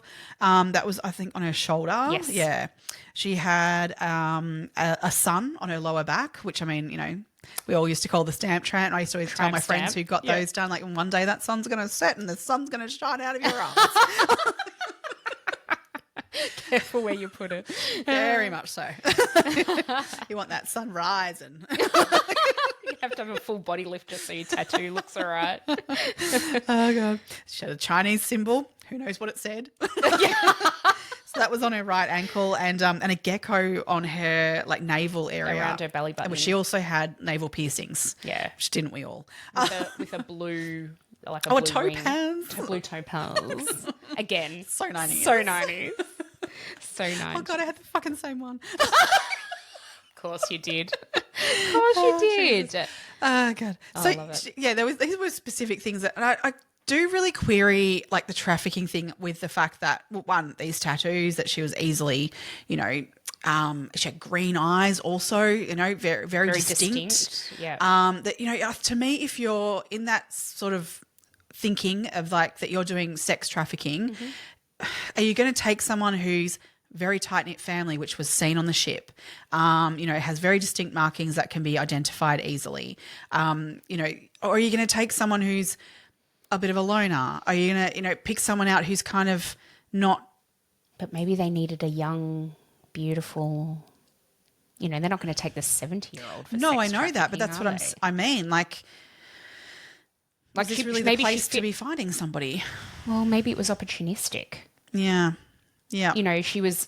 Because, was it? I don't know. Yeah. But maybe it was a crime of opportunity. They see her, they...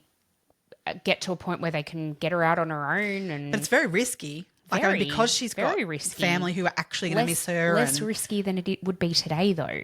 Because you think, like, they're not going to be captured on CCTV. No. There's ways of getting her off the ship. We're not scanning things on and off. But people are definitely going to be like, hey, where's Amy gone? Yeah. Whereas someone else could maybe not. They could disappear with that and not have, so many people looking for her. Yes. Sort of stuff. So, but not only that, people looking for her, that she's easily identified. Yeah. Too. That I find all a little bit like, would that be the person they'd pick? Yeah. Yeah. Just throwing it out there. Yeah. Yeah. The things that support that are the fact that there's been sightings. Yes. Well, let's talk about that. Well, there've been quite a few. Alleged sightings, because none of them have been proven. No. So the first one was, this is where I got my taxi driver thing a bit mixed up, because this happened the day after a disappearance, or was it the month after when Brad and month later they went back to Curacao. So only Brad and Ron went back. Yeah, they went back a month later because they were hearing, I guess, reports of things that they that was also wanted stuff. to do like a press conference while they were down there, because they wanted to spread the word and because they were getting a lot of media attention in the US, but not so much in the Caribbean. Yeah, which is where they really needed it. They needed it, exactly. So that's what made them travel back. Yeah, so they went to Curacao, and so a month later, and as they were arriving, wasn't long after their arrival that a cab driver came up to them and spoke to them and said that he saw Amy that day. The day of her disappearance, I believe. Yes. That basically. Oh, no, the day after her disappearance. On the 24th of March, he said he saw her. Okay. Oh, yeah, that's the day that she went missing. That's the Tuesday. Oh, that is. Okay. Yeah, sorry. So on the day she went missing, he supposedly, she had come up to his cab looking for a phone to make a phone call and something else, maybe cigarettes or something. Yeah, she was looking for cigarettes because that was sort of kind of like, well, yeah, that'd be Amy. She'd asked for cigarettes. Only if they were Marlboro Light. Yes. So he didn't recognize her at that point, as in like didn't know she was missing. Yeah. But it was later on that he realized that these photos that we're seeing up of this girl who's missing, that I'm seeing on the news or whatever, that's that girl. For him, the biggest distinctive factor that made him think it was Amy was this woman had green eyes and she had an American accent. Yes. And like a southern accent. And and so that's what made him think it was her. I don't think he said anything about her tattoos. I'm pretty sure the cab driver didn't mention her tattoos. I don't remember him saying anything about tattoos. But what he said is she went off in the other direction. So he said go to the phone that way. Yeah, and she went the other way. So what was that all about? Yeah. But I mean, as we said, on the day when they got off that ship, it was incredibly busy. Yes. So there were a lot of people around, a lot of American accents around too. So are these sightings? A lot of people have, no, I mean, not a lot of people, but more than one person on a boat of 2,000 passengers probably had green eyes. Yeah, that too. But also after a month, those eyes could look green. I don't know. Do you know what I mean? Like, our memories are. I don't necessarily. I don't look at people and go, "Oh, what colour are your eyes?" That's not actually the first thing I look at. Well, that's what he said though, because that's why he reckons he remembers it, because it was so striking. Right, her eyes were so striking. Okay, I don't know. Yeah. The next alleged sighting was by these Canadian surfers this was in August of 1998, so a few months after her disappearance. Scuba divers they were. Yeah, they were in Curacao on a diving trip, and so one of them was washing off their equipment after having been on a dive. Now, they were in a really sort of secluded part of Curacao where it was called like Port Marie or something like that, where not many tourists went to, but it was a really good diving spot. Yeah. And apparently all that was there was one little shop, and that was it. So they'd been scuba diving. They were coming in. One of the men was washing their equipment in the shallows of the water, and he called out to his friend. And there were three people kind of walking past him at the time, two men on the outside and a woman in the middle. And as soon as the woman heard that he was speaking English and had an American, Canadian, but an Americanish accent, she turned around and looked at him. And he, it struck him as being odd the way she kind of looked at him. It was enough for him to sort of take note. Yeah, he said that she looked scared. Scared, yeah. So Also, the way he describes one of the men in particular, it could have been, I guess, at this point, Yellow was a suspect. Yep. He'd been interviewed by the FBI on the ship. The way he describes one of the men, it was basically a description very similar to that of Yellow. Yeah. And he also described her tattoos, this man. Yes. So he described the Tasmanian devil with the spinning basketball, the Chinese symbol on her right ankle, the gecko. No. Not the gecko. No. It was just the... I think it was just the Tasmanian devil, actually. I think he saw her ankle as well. As well? Okay. And he also noted her green eyes. Yes. Now, so this occurred in... So August she went of missing 1998. August in 98. Yep. He didn't report it until he saw it being... it was on a program that he saw in the December of the same year in 98. So, I mean, yeah, spaces between 6 months later, basically, before he reported it. But he says, I know it was her. Yes.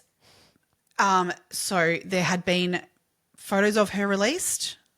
Her tattoos had been released, and also her eye color, obviously.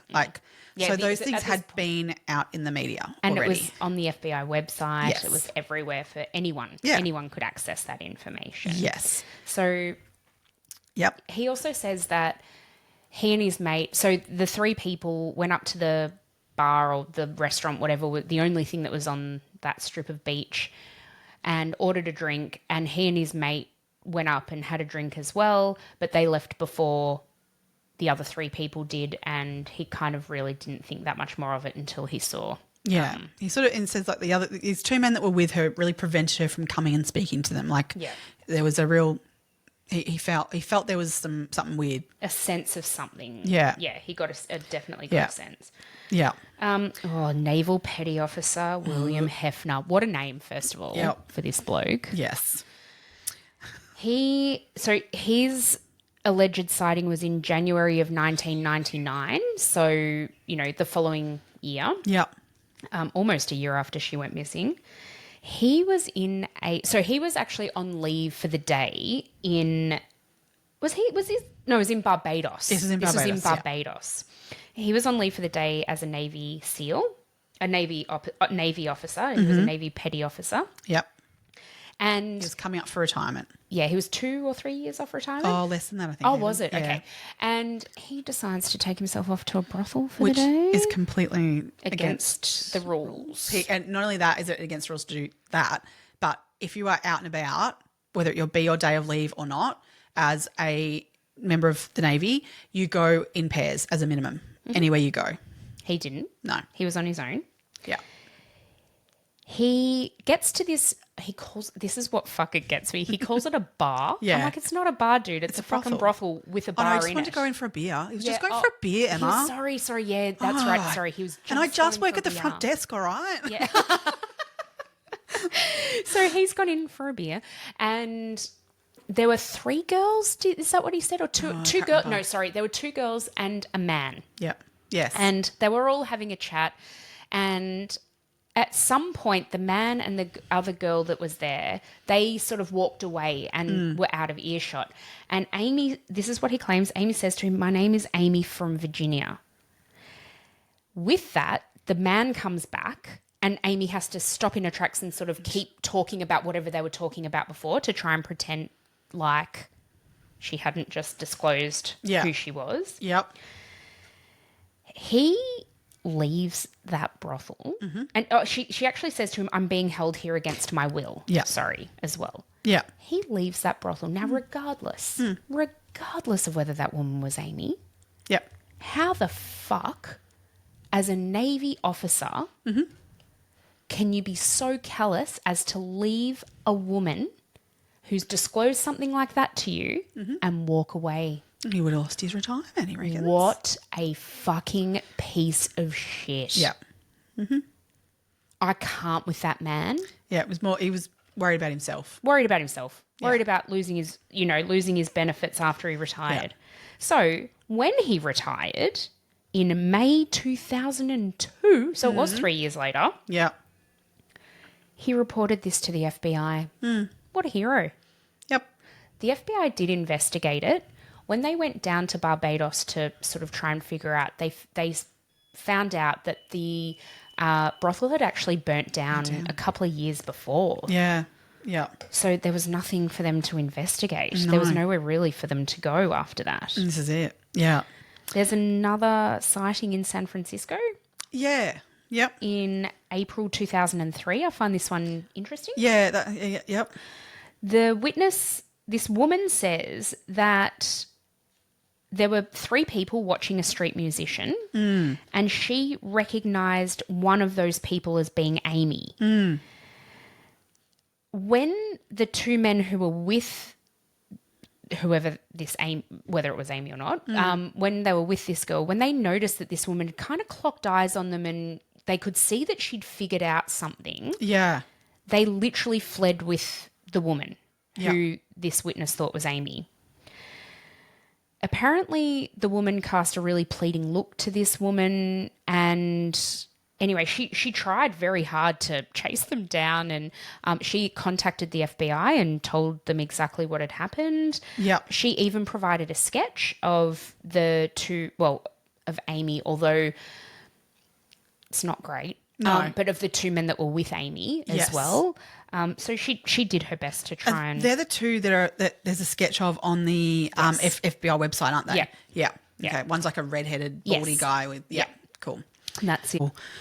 So another sighting of Amy, which was prior to her, during her missing but very early moments, was back on the ship, which is an interesting one because I think there's a lot of credibility to it. I fully agree. Yeah. So there were actually, I think it was 3 women. They 2 days after her disappearance, they finally got to the Bradleys. We're like, oh my God, we've been trying to catch you and we couldn't find you, and they've divulged this information. So the Bradleys were basically saying we think that's when they were obviously off on Curacao and they couldn't find them on the ship. So they didn't give this information, unfortunately, but for 2 days. But what they found was, what they saw was that they remembered that in the early hours of that Tuesday morning, at about 6 a.m, they had seen Amy with Yellow at the nightclub. So back at the nightclub at about 6 a.m, which fits with the timeline of her not being in the room when Ron's rewoken, pretty much the same time. And so they just happened to see, they were coming down the elevator or something, and they could see in through to... So Yellow and Amy were in an open glass elevator. So like a completely glassed-in elevator. And they saw them going up. And there's only one thing on that level, and that is the Viking Lounge. Yes. So... They saw them go into the Viking Lounge. And they saw someone pour a dark drink. So that was another lady. That was someone else? That was another lady who was in the Viking Lounge at the time. Because, so this corroborates each other's story of this occurred. This happened at 6 a.m. Yeah. So, she did exit that room and was alive at 6 a.m. That's right. So she was seen there at 6 a.m. with him and a dark drink, which could have been a coffee, could have been a Coca-Cola, could have been anything, but a dark drink she was given in a glass. So that's that bit of evidence I think is pretty critical. What those 3 girls then also say is that Yellow then exited and came down the elevator to the level that they were on again. Yeah, walked straight past them. Now the nights previously, he'd talked to these 3 girls. He had danced with them. He walked past them that morning like he'd never seen them before. Yeah. And they thought that was really weird because he'd come on to them. He'd wanted to party with them and they weren't all that interested. Yeah, right. So they thought that was really weird. And then it also made them go, oh, where's Amy? We just saw you with Amy. Yeah, you were with Amy there. And the other thing which is interesting of that, which you said earlier that Yellow had been interviewed by the FBI. He had been, and he said to them that the last time he saw Amy was at 1 a.m. On the night prior. Yeah. Well, so Tuesday, very early hours, Tuesday morning. 1 a.m. Yeah. So, but now there's people saying, we saw you with Amy at 6 a.m. So that's interesting because he did technically, and what's in it, but he did do a polygraph. He voluntarily did a polygraph, and he supposedly it was, I've read inconclusive and I've read past it. So, I mean, who knows? Really, it's a polygraph. not admissible. Not admissible anyway. Yeah. I mean, what were the questions that were asked? If they didn't know about this 6 a.m., sighting at that For time, sure, there's they no didn't. reason they question him on it. So Yeah. therefore him saying I saw her at 1 a.m. Yep. isn't Doesn't wrong. mean anything. Like it's not, Yeah. so who knows? But that is what did occur. Yeah. Yeah. This one's the tough bit for me. Like, Yeah, as in okay. to get my head around all Yeah. of that. Yeah. Yeah. So then the other supposed alleged sighting was on an adult website in 2005. A woman named Jazz with the same tattoo, same build, forensic comparisons by the FBI Yeah. say that it is a possible match. I've seen it reported that it was definitely her. I've seen it reported that it definitely was not. Exactly. So I think that one we almost have to take with a grain of salt. Unfortunately, and the one that I read that I felt was probably the most Credible? yeah, was basically saying that photos of that era, it is particularly difficult to tell when they've been altered. Yes, I did read that. Yeah, and I found that interesting information because I thought because even when I first saw it, I was like, well, we didn't really have like an Adobe Photoshop at the time. You know what I mean? Yeah. So falsing an image at that point would be very different to how you would falsify an image these days. Definitely. And I wonder what their techniques would be as to how to go about it, but also how to prove whether it was or wasn't real. Yeah. So I mean, there's people who have done, and more laymen, who have done the comparison of they've used the image that they've released of Amy, which was taken on the ship with Brad Bradley, and where she's facing one direction and they flip her face the other direction because that's the way the face is facing in the Jazz picture. Yep. Now, no one's face is symmetrical. No. And so when you do that, it matches almost perfectly. Yep. Which to me then actually says it's not her. Yeah. Because it wouldn't match perfectly Yeah. if it was genuinely her face. Yeah. And also, if you flip a photo, you can always tell people look weird the other way. Yeah. So, I see what you're saying. Yes. Yeah. So I think there's a fair bit of credibility to say that image has been altered and isn't real. Yeah. Which I devastates me because when it first got brought forward I know. on the documentary, I was like, oh my God, yes, her. she's She's alive. alive. Oh my God, this is amazing. That would bring the family so much hope. Yeah. I think it did. Oh yeah. Oh, I think it brought them Which so much I'm hope. so sad for them that I don't believe it's real. Yeah.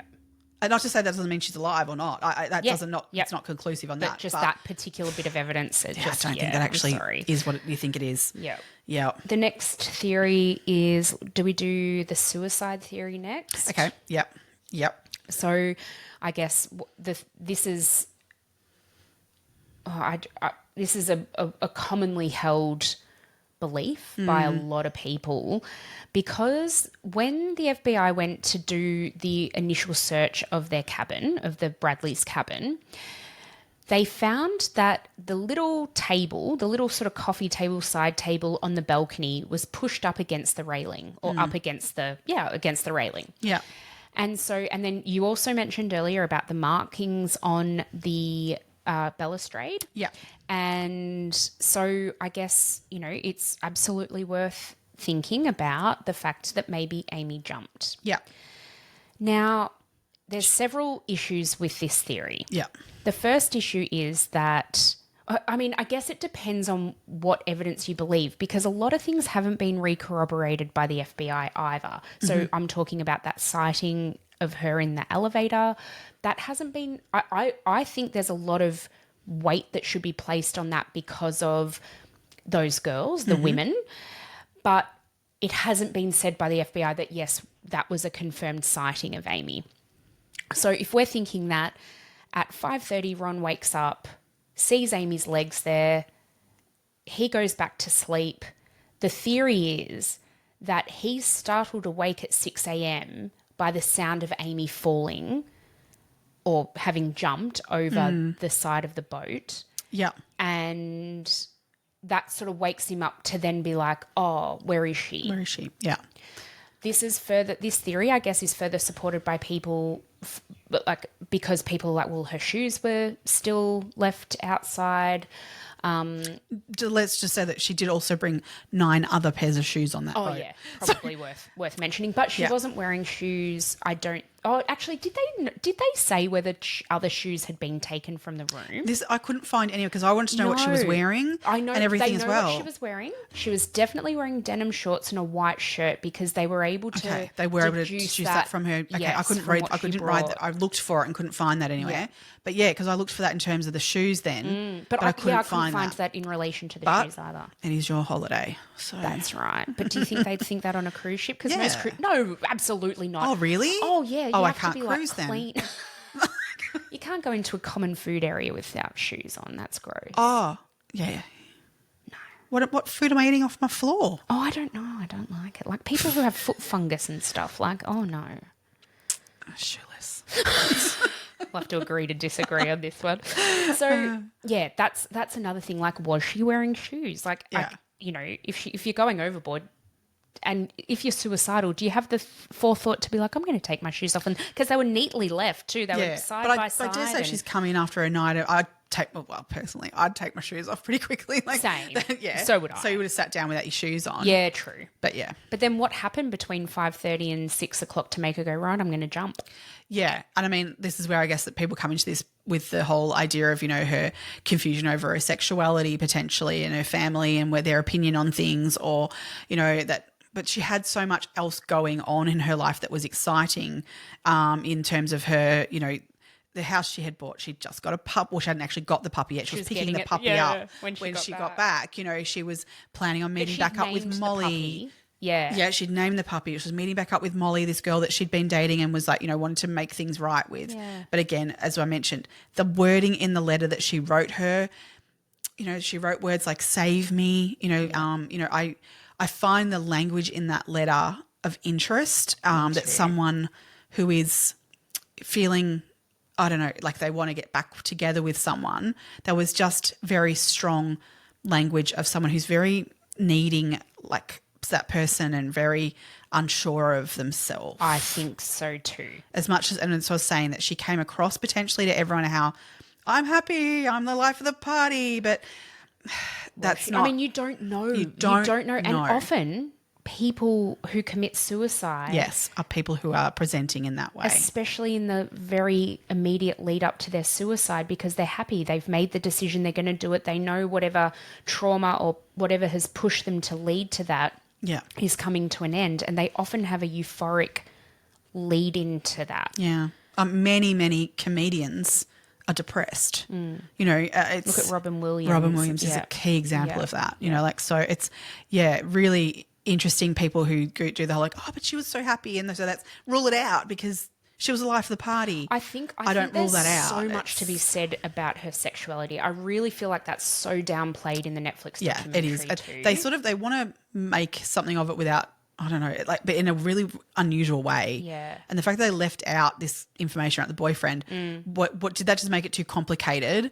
Or I think Ron and Ivor, and even Brad, to be honest, never accepted the fact that she was gay. I don't think so either. And so when that is who you are and you're in a close family and you feel like you're not then being accepted for who you are by your close family who are ride or die, have your back, that is an existential crisis. Yeah, that's interesting.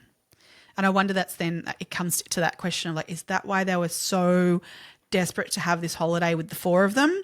Like with a family feeling her pulling away going, you're not on the same page as me and I don't like this.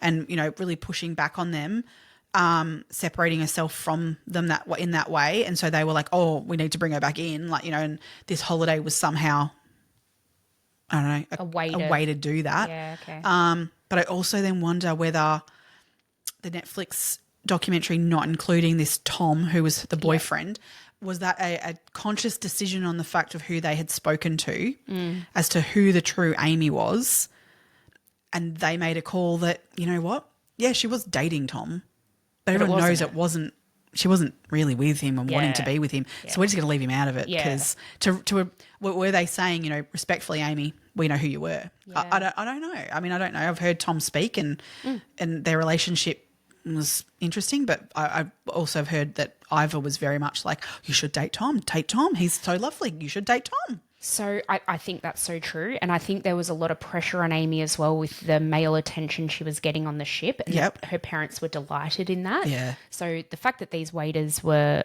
wanting her and stuff. Making a lot of comments around it. A big deal and about making it. a big deal. Like, and I wonder men whether want her. She's, you know, look how popular why it is. I wonder whether it was as they make it. I mean, I'm not saying it didn't happen. I just wonder if it was as intense as they made it out to be. Yeah. Or was it that they were wanting it so badly that they were like making it more than it was? I think the same thing. I think it was young people who worked on the ship were like, yeah, come have a party with us. Like, you know, come and join in.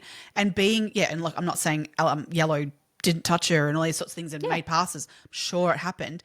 But I don't know if there was this conspiracy thing of, you know, like everyone was doing just wanted Amy. Yeah. All these men wanted Amy. Yeah, I feel they're pushing that too much. I mean, I know it then aligns with this whole idea of her being sex trafficked as well. Yes. But I just wonder whether there's a whole thing there that's maybe not there. Yeah, I wonder exactly the same thing. Yeah. So in going along with the suicide theory as well is the fact that they were the theory, I guess, is that Amy and Brad were very controlled by their parents. So I'm talking about the fact that Amy, her apartment was purchased by her parents, and so she was beholden to them around that. And the fact that a lot of the things she did was to please her parents because she wanted to, but how much of that is, you know, a level of control, especially over a 23-year-old and a 21-year-old. And then like, I know now to this exact very day, Brad lives a 60-second walk from his mum and dad. Now, there's two ways to think about that. Is he living a minute from his mum and dad because they have been through this tragedy and have lost a child and that's horrific and he just wants to be close to them? Or is that another way for this control to exist in this family unit? Yeah. I can see validity in both. I think a 60-second walk, kind of 60-minute walk sort of thing is like a 60-second walk. Yeah. He's 200 yards away. Too close no matter what. He bought and built a place that close. Oh. I mean, I don't know what the real estate market's like where they're from, but I think you could live 10, 15 minutes away. Yeah, and it'd still be okay. Yeah. Like that seems awfully close. Very I mean, close. I love my parents, but Yeah. Yeah. Yeah, space is good. Yeah. Yeah. Yeah. So I'm just, this adds more to the controlling nature of it. They wanted their kids to be sporty, so they pushed them into all of the sports. And I'm not saying the kids didn't want to do it. I'm not. I don't know. Oh, I think clearly Amy was definitely into it. Like Absolutely. She, excelled at it. And then she wanted to go on and study that. Yeah. But then also she's then working for her uncle's computer company, which has nothing to do with her degree. Is that a level of control as well to keep her within the family and keep her not going out there? Were they embarrassed about what might have come of that given her sexual orientation? I don't know. I don't know. It's just theories that have been banding, I don't know. So interesting. I mean, the one thing that does sort of, well, not one, there's a couple of things that kind of go squash on the suicide on the ship scenario, how sort of that occurring at like 6 a.m.-ish, is that one, she was seen in the ship at 6 a.m. by other people, which is just I think corroborated personally. I know the FBI aren't sort of saying that, but I feel that is corroborated enough to warrant that she was seen on the ship. But also there is from the room where the balustrade was, it was quite high, so to get up on it, but there was a shelf to stop people from being able to fall off of the ship. So if she was going to do it, she would have to have jumped out a fair way. But not only that, again, we were saying how far away from the shore she was. The fall wouldn't have killed her. No. So if she was going to do that, to die, she would have to do that out in open sea, not where you could see land. Yes. And also, like, you think about her body surely would have washed up with currents and stuff like that. Well, we can come back to that. We will come back to that. But yeah, the other theory of it was that people said, like, she jumped off and then swam. Now, I don't think that that is where I kind of go potentially. If she did, I don't think she did. I don't but think she did. if she did, that's like I say, 4.8 kilometers. Now, a damn good swimmer. Oh, 4.8K in a That's a pool lot. is a hell of a but long way. even then, that's a long It's a hell of a long way. In the ocean, you're talking there's rips and currents. You're swimming far more than 4.8K. Also, you've got to think of she didn't like being in the ocean. Also, the dangers of swimming around a massive cruise ship with massive rudders and There's other boats. I mean, I know they said as they were coming through that spot too, there were other tugboats that pull the boat around and, manipulate and move the boat as well because like their rudders can't even make the boat turn that much. They have other boats in the water. So someone would have spotted her, if not, potentially collected her in terms of a rudder or something, so I don't think that those things occurred. I don't think she put herself in the water, put it that way. Mm-hmm. Yeah. Yep. Yeah. I use my words carefully. Another theory is that she fell, so that she was drunk or seasick because, they were the ship was moving at the time. Yeah. And she, according to Brad, she had felt sick after they left Aruba. Yeah. And had felt seasick when the boat started moving again. Because it wasn't in high rough seas or anything. They were in fairly calm water. So that's not to say people don't get seasick in those sorts of waters. I do get it that people do. So she quite possibly did because they were moving, and so they weren't in rough sea. Yeah. So the theory is that she sort of leant over the balcony to vomit and fell in. But see, that's where they actually build the balustrades so that can't happen. So they are she was 5'6", I think. Yeah. And the railing came up to about 4'10" or something. Yeah. So to basically her armpits. So can you in order to? And you're unwell. But then she might have stood on the chair to get enough reach to vomit over the side. Who knows? Yeah, but even then there's the shelf. So, you have to jump out, and so you'd have to put yourself out there. You'd have to projectile vomit. Projectile vomit and then projectile leap to get away from the shelf. Because if you fell over the edge, you're falling on this shelf that would have collected you so that you didn't fall off the ship. So they've actually, they've put things in place for that reason. So, that one doesn't really fly either in that scenario. Yeah. And that someone saw her at 6 a.m. Exactly. Yeah. Yeah. Yeah. So we then come back to, I guess, the idea that she voluntarily disappeared herself. Mm-hmm. And that could include exiting the ship, via whatever way she wanted to exit the ship, not necessarily jumping over the edge and swimming. No. She could have exited the ship voluntarily in other ways. So, maybe she did want to go and start another life. I don't, as we were talking about, the fact that, what the pressure she was under with various things, if that's what she was doing. I mean, and there are sightings of her, but I don't know. There's sort of no baseline of to sort of suggest that's what she would have done. Yeah. To wipe herself of her family entirely, I don't think that would be. There was a report or a story that came out that she was looking for, that someone heard her say that she was getting off the boat to buy drugs for her and her brother. Yeah. And so in that instance, what they assume happened, if you believe this was the reason, is that she got off the boat but via the gangway. Yeah. She's gone and tried to find and buy drugs for her and Brad. And then somehow, I think these people then also believe that she was then kidnapped and sex trafficked, basically. I lean towards part of that. Okay, go. Are we gonna get into this? Do this? Yeah. I think let's just really quickly talk about what the family have done since, and then we can get into our theories. Yeah, cool. So the family they literally haven't stopped looking for Amy, and they've hired private investigators. We'll get to this bit in a second. Yes. They've appeared on America's Most Wanted, The Dr. Phil Show, Oprah. Oprah did a thing back in the fucking Dr. Phil. We need to do that. Oh, he's such a piece of shit. Well, isn't it funny that I think that's when they brought out the jazz photo, isn't it? Yeah, it is. Maybe someone in the Dr. Phil show knows where that came from. Yeah, exactly. Fucking, he's such a fuckwit. And I used to allegedly. I used to love him. I know. Same when I first used to watch. I just can't believe I was so naive. I know. I've rewatched ones these days, and I just go, "What? Fuck you, asshole!" I remember sometimes having a sickie from school so I could watch an episode that I really wanted to watch. Oh, God, if you're sick at home. Oh, Dr. Phil. Oprah. Yeah. Oh, both of them. They're so problematic now. Oh, No. anyway. So we'll talk about this private investigator. Yeah, let's go with A him. man by the name of Frank Jones in Yes. 1999. So the year after Amy went missing, he contacted the Bradleys. Well, on the foot of someone else who had contacted them too. Yeah. So there'd been another witness, another sighting that we hadn't mentioned earlier. Oh, yeah. By Judith Marguerite or something. Margaretha. Yeah.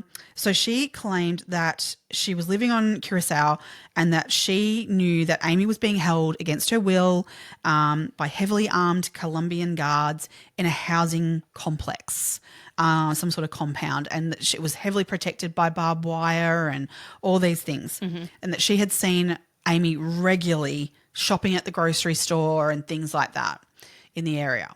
So this was a sighting that they had brought this out to the public. Barbados? No, Or this was was in this Curacao. Curacao. Okay. Yeah. So this has been put out publicly to kind of go, well, this is something we've been told. Has anyone else got any information on this? And that's when Frank Jones contacted them, saying that he knew that was credible and that he basically thought that he could help them out. So he claimed to be US Army Special Forces. Mm-hmm. He won the Bradleys over. He told Ivor that if he had to put Amy on his back and swim her out of there, he would. Oh, what a hero. Yep. Yep. Initially, he told them he needed $70,000 to get his team together. I should just say, rescue. so this was not long after they had announced, and this came from Ron's boss as well, that he put up $250,000 as a reward for the fact that Amy being found alive and returned to them. There was also another $25,000, I think it was, put up by the government. Yeah. So there's this wad of money. Yep. Yeah. So the Bradleys initially were able to raise this $70,000. They sold a car. They used their life savings. They've sent this money to this Frank Jones. Mm-hmm. He said he was surveilling this house that Amy was supposedly in, and that he'd had multiple sightings of her. He'd seen her multiple times. He had 2 guys on it, and then it came to a point, this was going on for months. Yeah. He was having a nice little holiday in Curacao while he was doing this Well, he got and to a point coordinating where, this. He got to a point where he was actually, he had Ron and Brad Bradley flew in onto another island, waiting on standby because he was going to get her out. Actually, they were in Florida. Oh, sorry, They went to okay. Florida. But they were close by, so that they could literally come in and swoop in and collect Amy. So he was getting them out. So they were on call. Yep, and even Ivor went to Florida. They were there for a week. She did. Waiting for the phone call. I think she said she left the room twice for minutes because she was waiting for this phone call. Yeah. So what led to that point was he said, right, it's time. It's ready to go. Yeah. I need another $120,000 to execute my plan to get Amy out of there. Yeah. And they said to him at the time, can you give us proof? We need proof that Amy is That you've alive, found her, that you've got her. found her. Yep, because, yep. I mean, okay, they've already given him 70 grand, but they're like 120, that's a lot of money. I mean, 70 grand's a lot of money. But, of course, you would do anything if your child was missing. Totally. So he sends them a photo of Amy, I'm doing that in inverted commas, from behind. Yeah, with a big, broad brim hat on, so you couldn't see her face. Yep. There was but the tattoo was on the visible. back of her shoulder. It was from behind. Yep. Sitting on a beach. Yep. Next to her was a man. With long blonde hair. Yeah, I think so. Don't really understand that detail. But anyway, so they're like, oh my God, that's Amy. Oh my God. Yep, that's her tattoo. It's totally her. Absolutely her.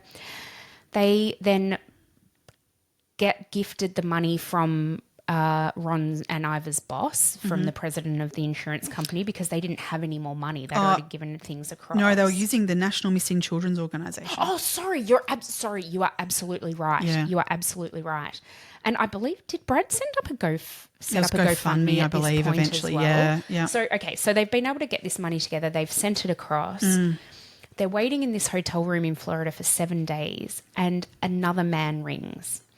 This man says to them, I've been working with Frank Jones. and I actually can't do this anymore. I'm so sorry, but we don't have Amy. I've been watching that house, and For it's months. a normal family. Yep. Nothing suspicious about it. Yep. Amy's not there. And what he also tells them is that photo is actually a photo they created. So they had the tattoo made, like a stencil of the tattoo made so that they could, like, I don't know. Like a transfer made. Yeah, They had a transfer made. Transfer. And put on a random woman. Yep.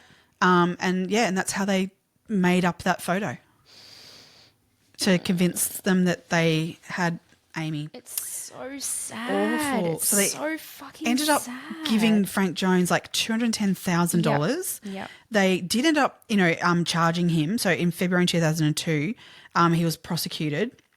And he was charged with frauding the Bradleys of $24,444, and the National Missing Children's Organisation of $186,416. He pled guilty, and he went to jail for 5 years. Yeah. So I don't know if they got that money back or not, but because he drank most of it, I think. So I'm not sure how much of it actually. Living it up in Curacao. Yeah, and on their dime. What dime. an absolute fucking sack of shit. To do that to a family who, I mean, the amount of times you hear of that sort of stuff, like people like who are tragically trying to find someone and someone else takes them for a ride. It's I mean, going even. all the way back to like the Beaumont children, kind of stuff of like that.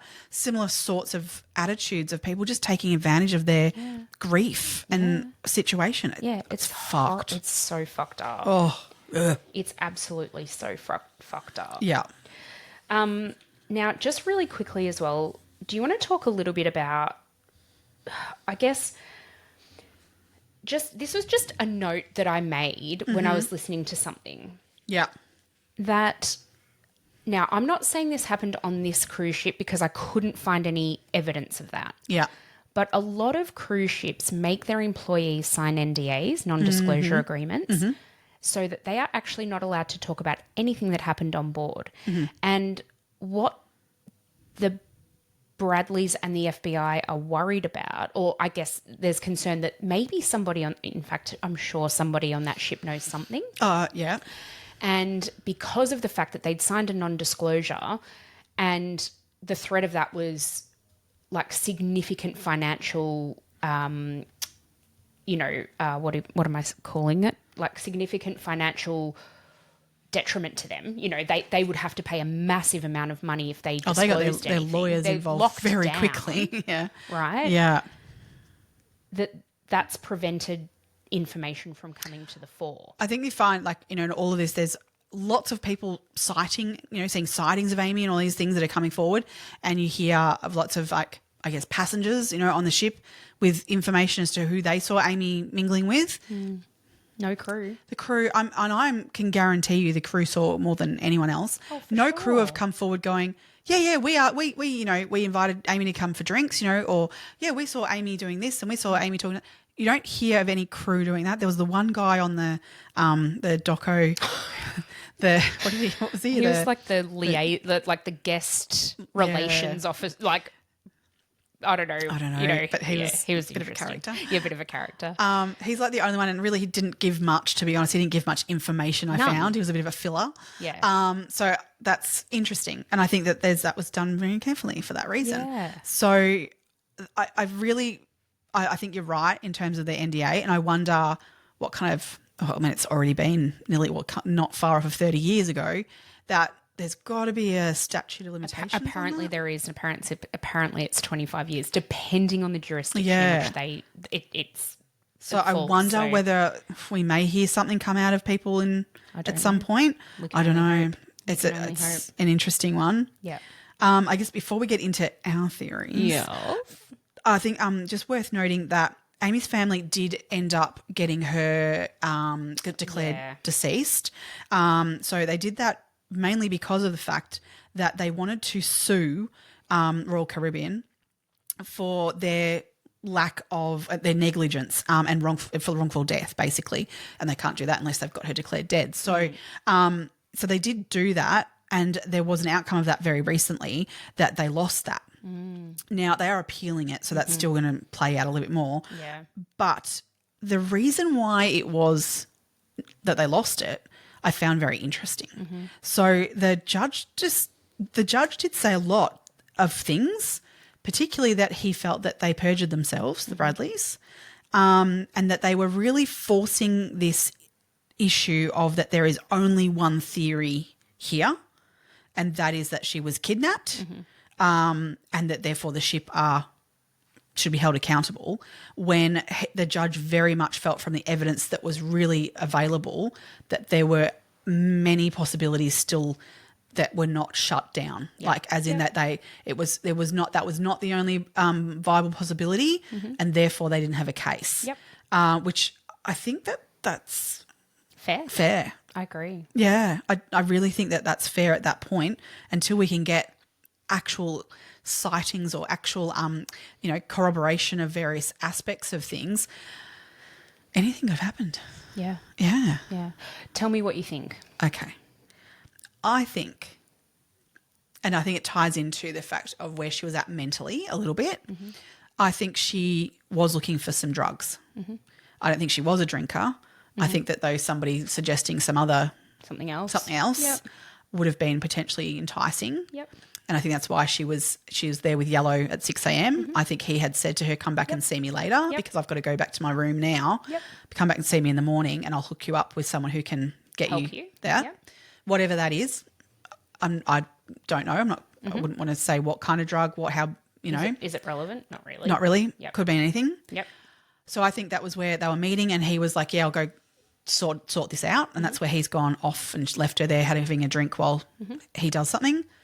Now, what happens after that, I believe either they snuck her off the boat to meet with a dealer or something, and whether she took that drug there and then had a dreadful reaction and died, or whether they did then take advantage of her, rape her, awful things, whatever, killed her. I don't know. But I think that that's where something's gone wrong, whether they put her in something to get her off the ship and she suffocated. I don't know. I think something has gone awry in that scenario of meeting up with someone for drugs. And so do you think the meeting took place on the ship or off the ship? I feel like off the ship. I think so too. Yeah. So I have a similar, very, very similar theory. Yeah. I think she was looking for something. Yeah.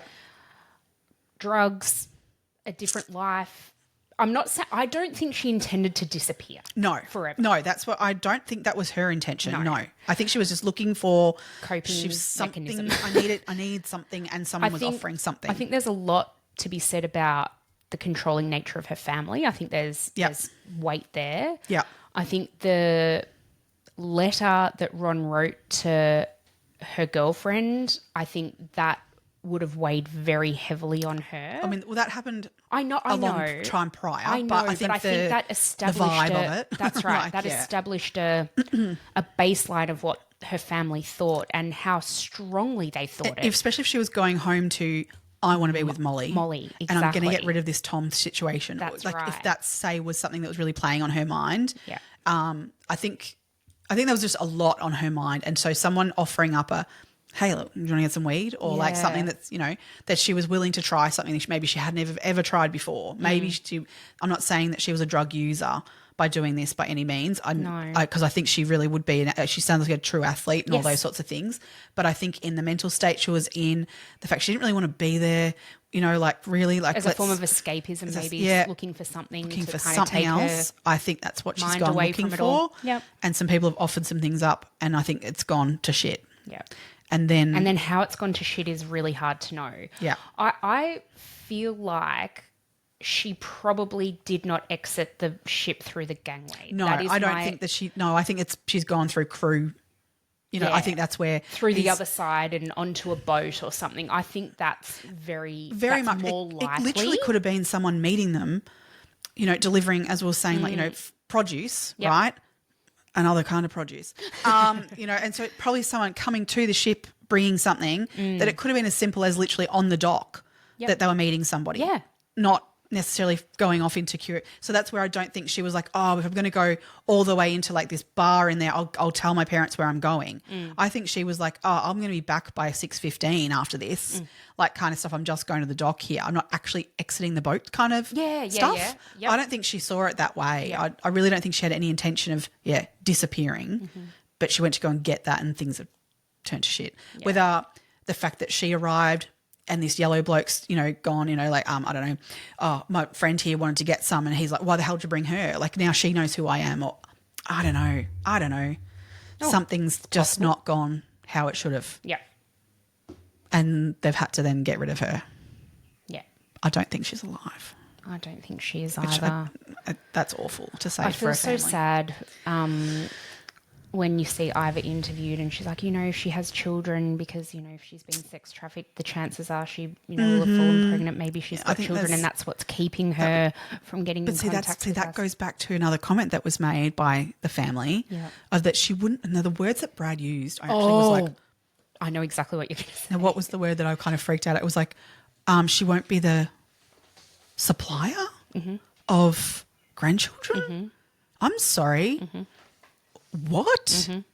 You can be in a lesbian relationship and have children for one thing, but that language really got me. I thought so too. And he used it.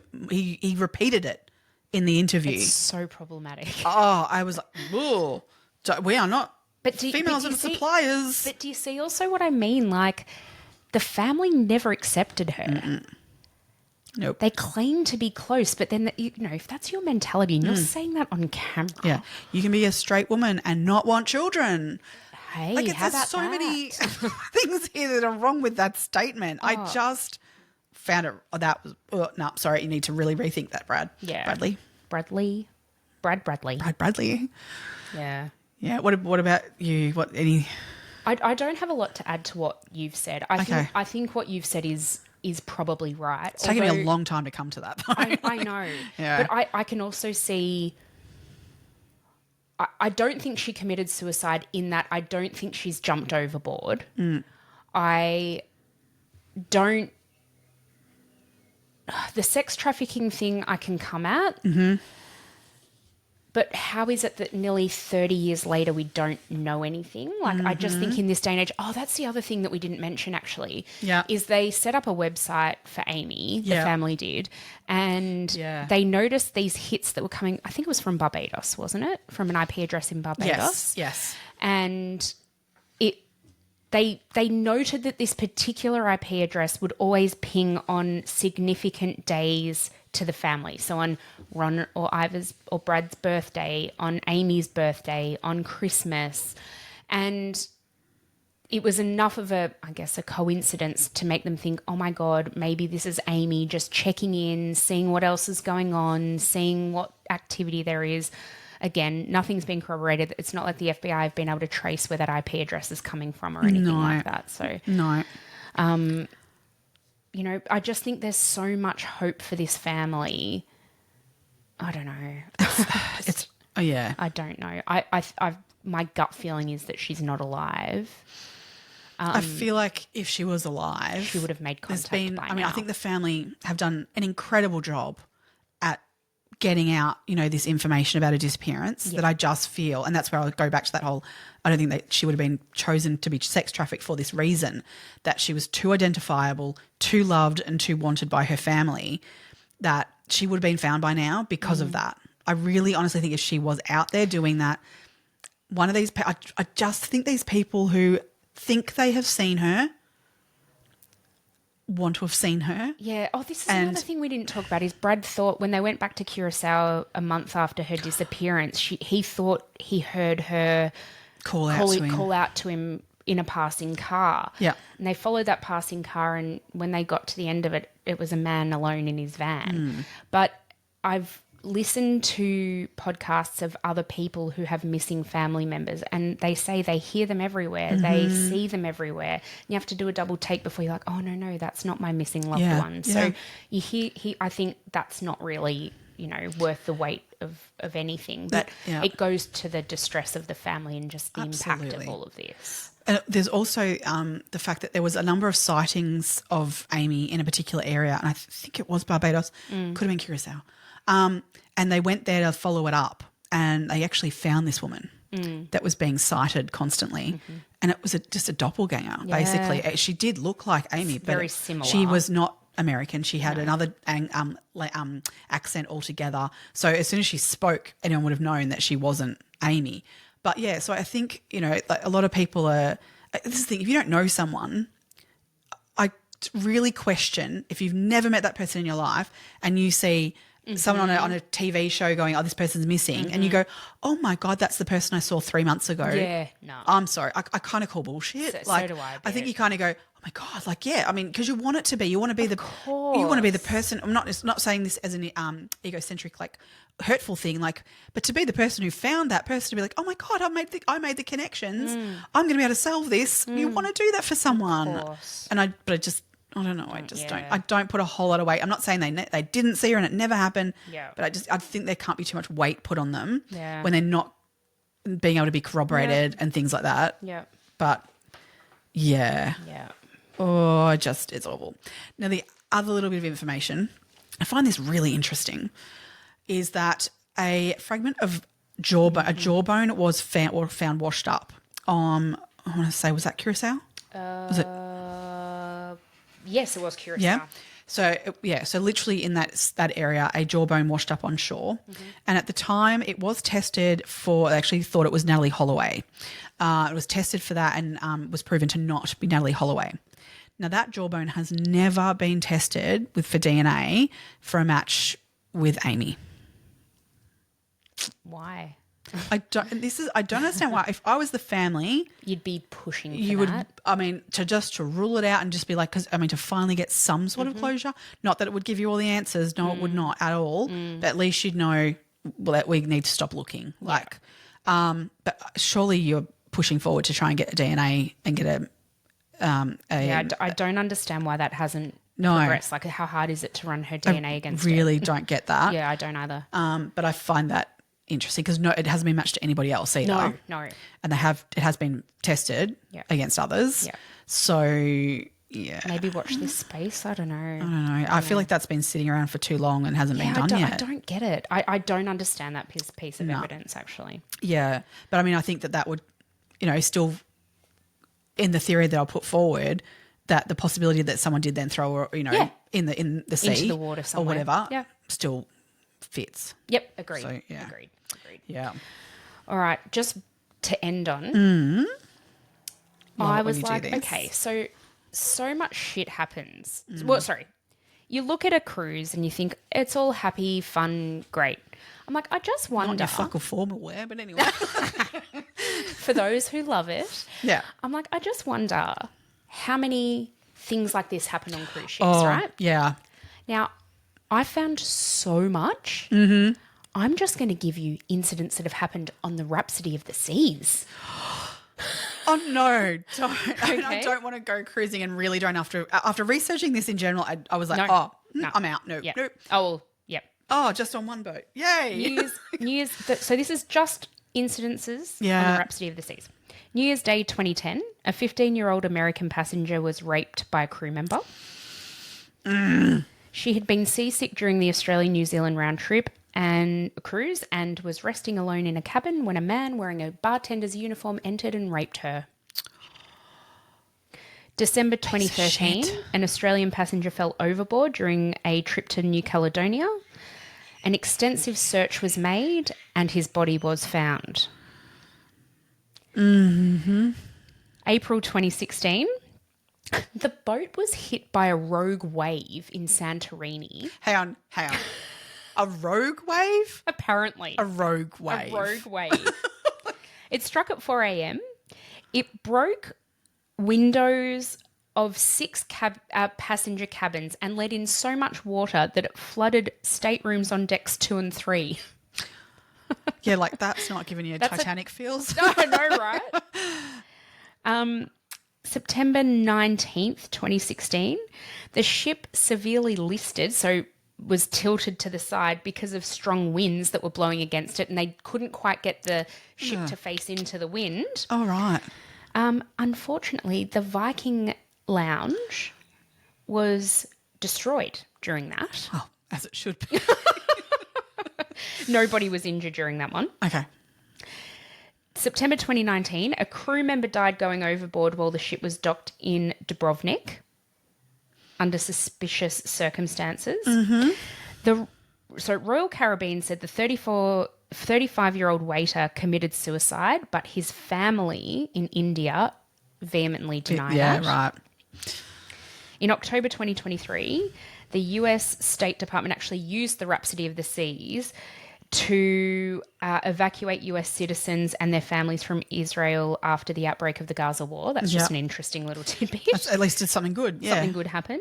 In September 2025, so a month or two ago. This boat's still floating around. Yep, still going. A passenger jumped overboard as the ship docked in Puerto Rico because he was facing a bill of $16,000 in the onboard casino. And he also brought in more than $15,000 cash onto the ship, which was prohibited. I think $10,000 was the limit. Right. And he was later arrested. So he survived jumping from the second deck of the ship. Yeah. So, yeah. That's just the Rhapsody of the Seas, like notable mentions. Oh, so much. Yeah. A lot of people die on cruise ships. Basically, if you've got a cruise planned, please be please careful. be careful. Yeah. Especially Go in the crew. pairs. Go in pairs. Don't go anywhere alone. Don't light up a room. Totally. All right. This is a long one. Oh my God, it is too. Freak. Well, we just topped our longest episode, I think. Did we? Yeah. Oh my God. You're welcome, There you people. Bit of a bumper. Let us know on the socials. DM us. Let us know what you think. please. Comment on Tell the us. posts that Meg does on like Instagram, Facebook. Let us know what your theories are. We're really, Yes. really curious to see. Definitely, because I mean, there's so many. And there's so much information out there. I'm sure there are things we haven't covered today. Let us know what you think. Next week, we're bringing you the Matthew Levison case. This one touches me. I feel like every time I think of Matthew Levison, I think of his dad. And yeah. All right, so stay tuned next week for that one. Thank you for joining us again. Stay curious, crime besties. Bye.